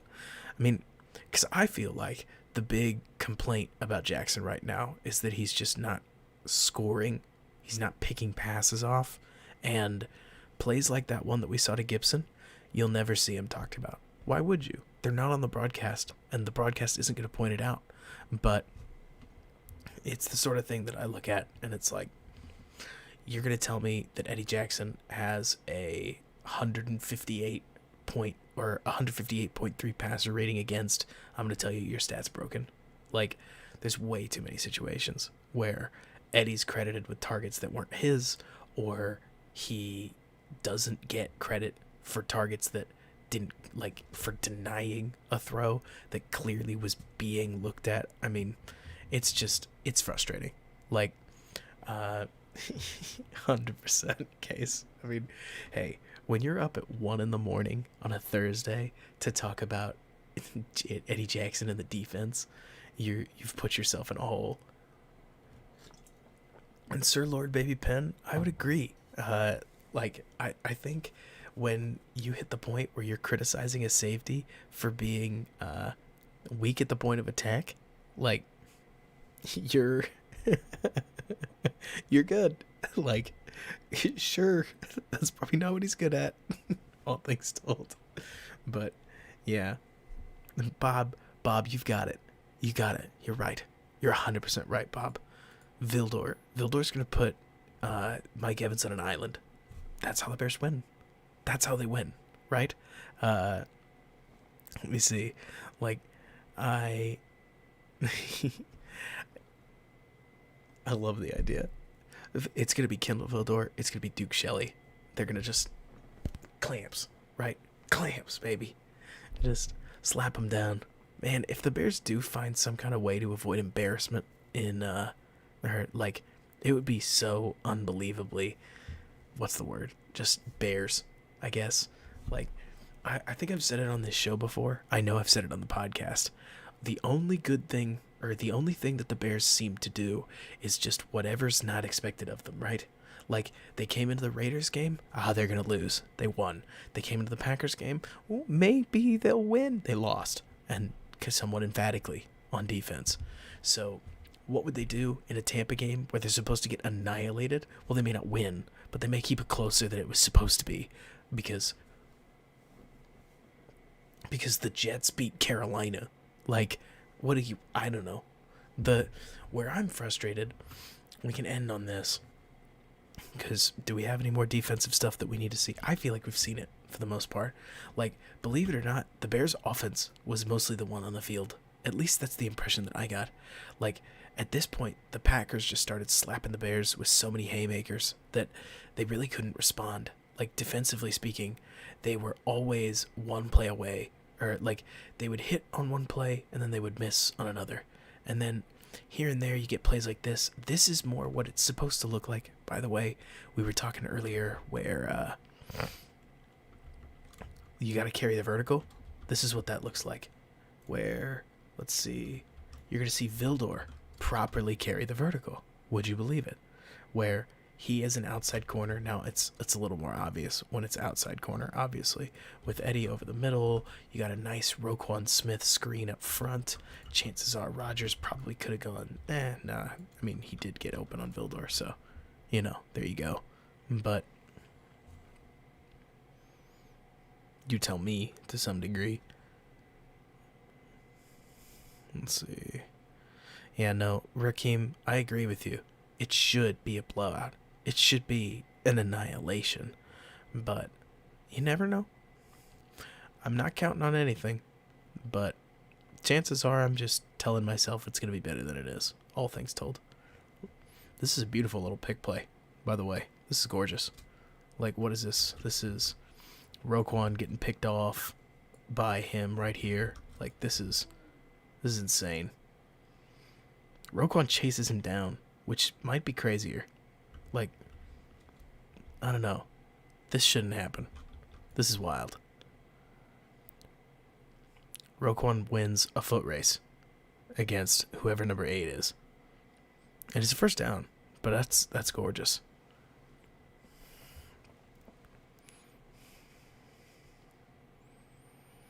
I think we're close to that one where they get a first down, by the way. Right, Brandon? Any given Sunday. Any given Sunday. I think the Fields pop off is more likely against San Fran or Pittsburgh. For some reason, I've got Pittsburgh in my head. I shouldn't. Their defense is good. But don't they have a bunch of guys that are hurt, if memory serves? Like, I'm unfortunately not as tuned in as I want to be. This should have been a pick, by the way. Ooh, I forgot about this one. The Bears did get a chance here. Like, I don't mean to take friggin' 40, like, Alec Ogletree and say it has to be an interception, but this should have been, I think anyways, a pick. Right? It's as close as the Bears got to an opportunity, and if you really want to win these kinds of games, you've got to make this play. Not to dog on a guy who does a great job keeping up with Tanyan, but Roger, like, he turns around beautifully. He actually, I would argue, has more control of the ball than Tanyan does, especially putting his shoulder through the receiver, which is legal in this setting. I don't know. Again, it's not bad, right?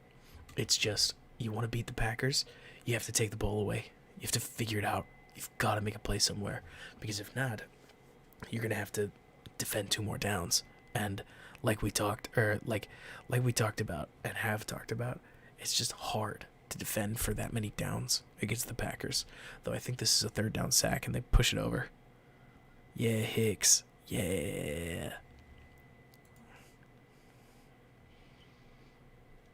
Looks like simulated pressure bites him again. Well, actually, it's real pressure here, but can't believe they left an actual D lineman wide open. This doesn't make any sense. This reeks of somebody did something wrong, because when you've got a down lineman that gets wide open, you've messed up. Let's see. 77 takes. What are you doing? Like, what? What in the world? What? Who did they? What is 70 doing? What are any of these people doing? Like, this is so funny. Because, like, here we've got what looks like 1, 2, 3, 4, 5. Like, just those 5 right there. But let me see. I mean, I get that 77's looking at DHC, but what's 70 doing taking him? I think they just might have messed up the call, all things told. Because you've got, well, then again, you got, what is that? You'd usually want to leave one of the outside rushers wide open. Like, the general idea is that somebody's going, like, you want to give the guy with the furthest path to the quarterback the wide open, like, run at the quarterback, because he'll see it coming and he'll have the most time. Letting Hicks come through is literally never the plan. Like, it's never the plan. So depending on the mic call, like, if you mic'd him, then you might get, no, you wouldn't, you'd probably like mic DHC. So if you did that, then chances are you'd get 1, 2, 3, 4. Yeah, you're never doing that because you're not going to get enough guys over. So 1, 2, 3, 4, 5 feels the most realistic. Like, with Mac way out there, I'd almost feel like you've got to let him go. Instead, 70 takes him, as does 62. 76 takes him, 74 takes him, and you already lost. Like, if he goes whoop, if he goes there, whoop, and he did. So straight through, maybe the easiest sack of Akeem Hicks' life. You tell me. Probably the easiest, though, all things told. But so, you got a problem with goofed up, Brandon? Oafed? Or are you more thinking in the,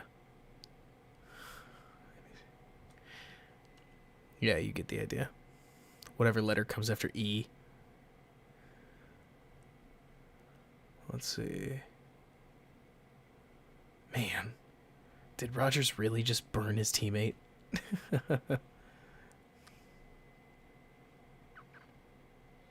It is my shtick at this point. Let's see. Where is the one where the Packers get a surprise first down? It's like a gift. It's an early Christmas thing.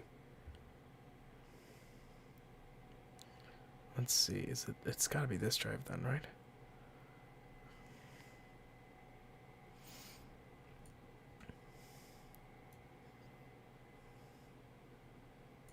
Let's see.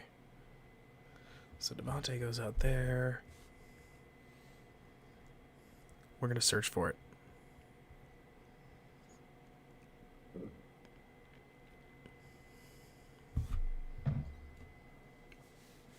Any questions, by the way, as we wrap up? But just feel free to fire them in. I'll whisper the answer as we get rolling. Oh, man, another big run gash. Another Eddie Jackson tackle. Can't possibly be Eddie Jackson. Can somebody look up how many tackles this poor guy get credit with? Like, this is insanity. Just how many he keeps ending up at. Like, what? What is Eddie Jackson doing at the ball every snap? This is obviously not the defensive game plan. Ooh, nice job cutting off all that space, too. Like, gets there, doesn't overrun it. Sure, it takes some extra yards to bring him down, but that's what you do with a running back. You're just trying to take the tackle away, or the touchdown away. 7 tackles? Okay. Well, now we've got 2 different stats. But either way, I feel like you shouldn't need 8 tackles as a safety. But that's just my 2 cents.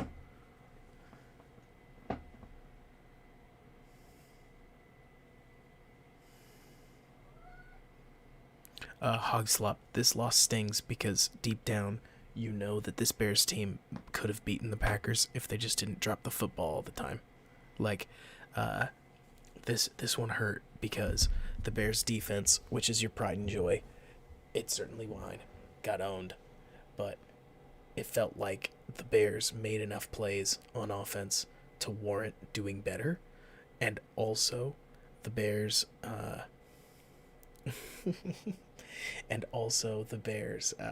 did enough on offense to embarrass themselves and lose it. But that's just my take. Wait, Case, how did you win? What did you win off of? This is Cosmo. Brandon. But so, yeah, no, Jack, you're right. That sack before halftime hurt. Let me see. Oh, well, Cosmo's appeared plenty of times. Oh, I guess you have to be in it to see it. Cody, I tend to think that OBJ is awesome. Like, personal opinion, Odell Beckham Jr.'s great. Very good football player. Oh, is this it? This is the one. This has to be it.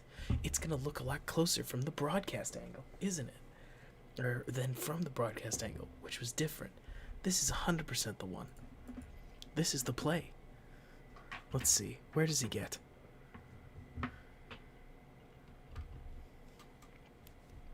Ooh. Ooh, I don't think so. I mean, like, let's see. Let's try. Let's try our best. I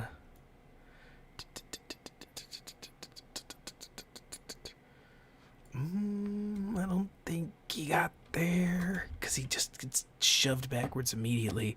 And I'm also a big spirit of the rule guy, but there's definitely a little bit of optical illusion going on. Like, it's closer than it looked on the broadcast, at the very least. Like, that's A.J. Dillon, the Quadzilla. He's just pulling back. Brandon, I love the comparison. Odell Beckham Jr. would come to Chicago, and 6 games in, people would be like, Odell Beckham Jr. sucks. Odell Beckham Jr. is the worst. We should have paid a big, tall receiver that can catch the ball and isn't fast. And I hate everything. We should just run the ball in the I formation all the time. That's what we should do. We should just power running, just touchdown. That's it. I don't know, but I do think, to answer your question seriously, oh my gosh, was it Cole? No, it wasn't Cole. Let me see. Going back up. How have I missed this? Your little bubble's orange, but like, yeah, no, Case, that is kind of what the Browns are doing, ironically enough. But so, I personally think Odell's an awesome route technician. Like, I think he's really good at football, but he is playing with a quarterback that is not exceptional when it comes to timing stuff, and that's just sort of how it goes. But I don't know. It's not as if Odell's only a timing guy. It's more to say that I think that if Davante Adams, this might be a hot take, but if Davante Adams doesn't play with a quarterback at Aaron Rodgers' level, I don't think people recognize quite how good he is. Like, if Allen Robinson played with Aaron Rodgers, maybe not this year, because A-Rob's been good, but I don't think he's been at the level that he would want to be. Then, like, I think Allen Robinson would be viewed as an incredible receiver. Like, Davante is incredible, and the fact that Rodgers can keep finding him is equally incredible. OBJ's in the similar boat, where he's played for Eli Manning and he's played for Baker Mayfield. Like, he's not been with incredible quarterbacks, and the trouble is that a truly amazing receiver, in my opinion, that's smaller, like Stephon Diggs, not a bad example. Diggs has always been good. Everybody's known he's been good, but then he goes and he plays with, honestly, Kirk Cousins, a little underrated in that case, but then he goes and plays with like Josh Allen in his MVP years. Whoa, like, blows up. And so I would tell you that Fields, like, if Mooney just explodes, like, I would tell you that says a lot about Fields, because they've certainly got a nice connection. And I'm not about to tell you that Mooney is as good as Odell Beckham Jr., but I will tell you that I think Mooney is, think of him like a slightly faster Terrence Williams for Dallas, like, years ago. Like, very well-defined number 2 receiver. Like, not somebody that you easily replace, but not somebody that you're thinking is going to carry the wide receiver 1 title or the role, like the weight of the role. But that's just my 2 cents. Somebody asked about Peters. I think Peters has looked really good. I think, if anything, it should be a bit of a message to the Bears offensive line that Peters, who came off of a fishing boat, has looked like the Bears' best offensive lineman. Like, that's not good. It's really not that great, because that guy is being paid a ton of money, and that guy's also a second-round pick, which is nothing against James Daniels and Cody Whitehair. I mean, I think James Daniels has been solid at this point. Like, I would argue the worst part about Cody, just to call it out, right, going all the way to the end of the game, what's really hurt my feelings about Cody Whitehair is that he's hit and miss, and as an offensive lineman, or like, that is literally the last thing I want, is hit and miss. Like, the only, I want any modicum of consistency I can find, and James Daniels has been better about being consistent, even if it's consistently just okay, than Cody has, where I feel like, let me see, yeah, E&B, they did. They said anybody but Leno, and then we got Peters, and Peters has looked like literally the best lineman the Bears have, which is hilarious, and exactly what fate would do, because why wouldn't it, right? But so, let me see. There's a play in here in the last drive where I think it is Whitehair just gets absolutely murdered. Let me see. This one is not it. He does a solid job there, but is that a fourth down? Let me see. Let's see.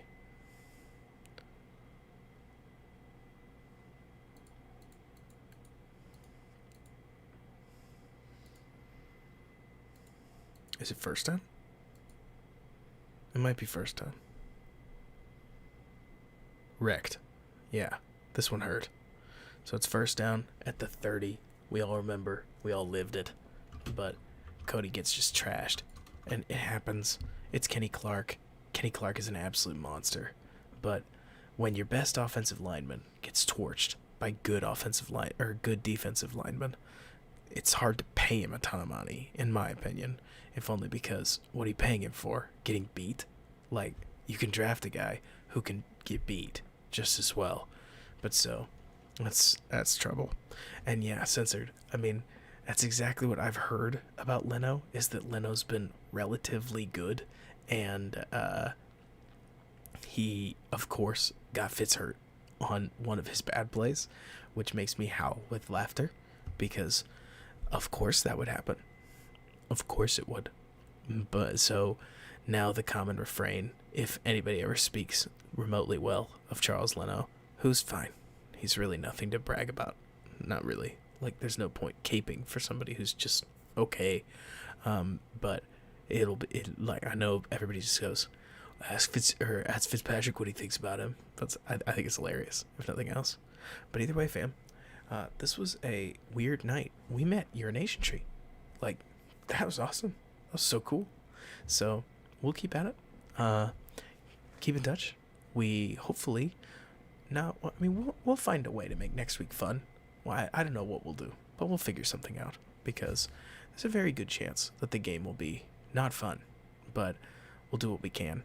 And I am interested, if nothing else, Case, in the footage, but I'll take a look at it when I get the chance.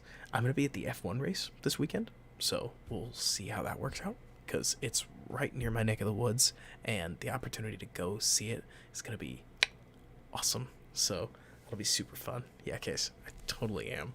It should be great. Circus of the Americas and everything. But so, yeah, I'm with you, Bob. Like, it'll be really cool to see how well Peters plays. Or, like, seeing how well Peters has played. But I, believe it or not, have to do some company work. So I will talk to y'all later. You guys are awesome. Have a great one, and I'll catch you soon. Let me see. Now we can correctly end the stream.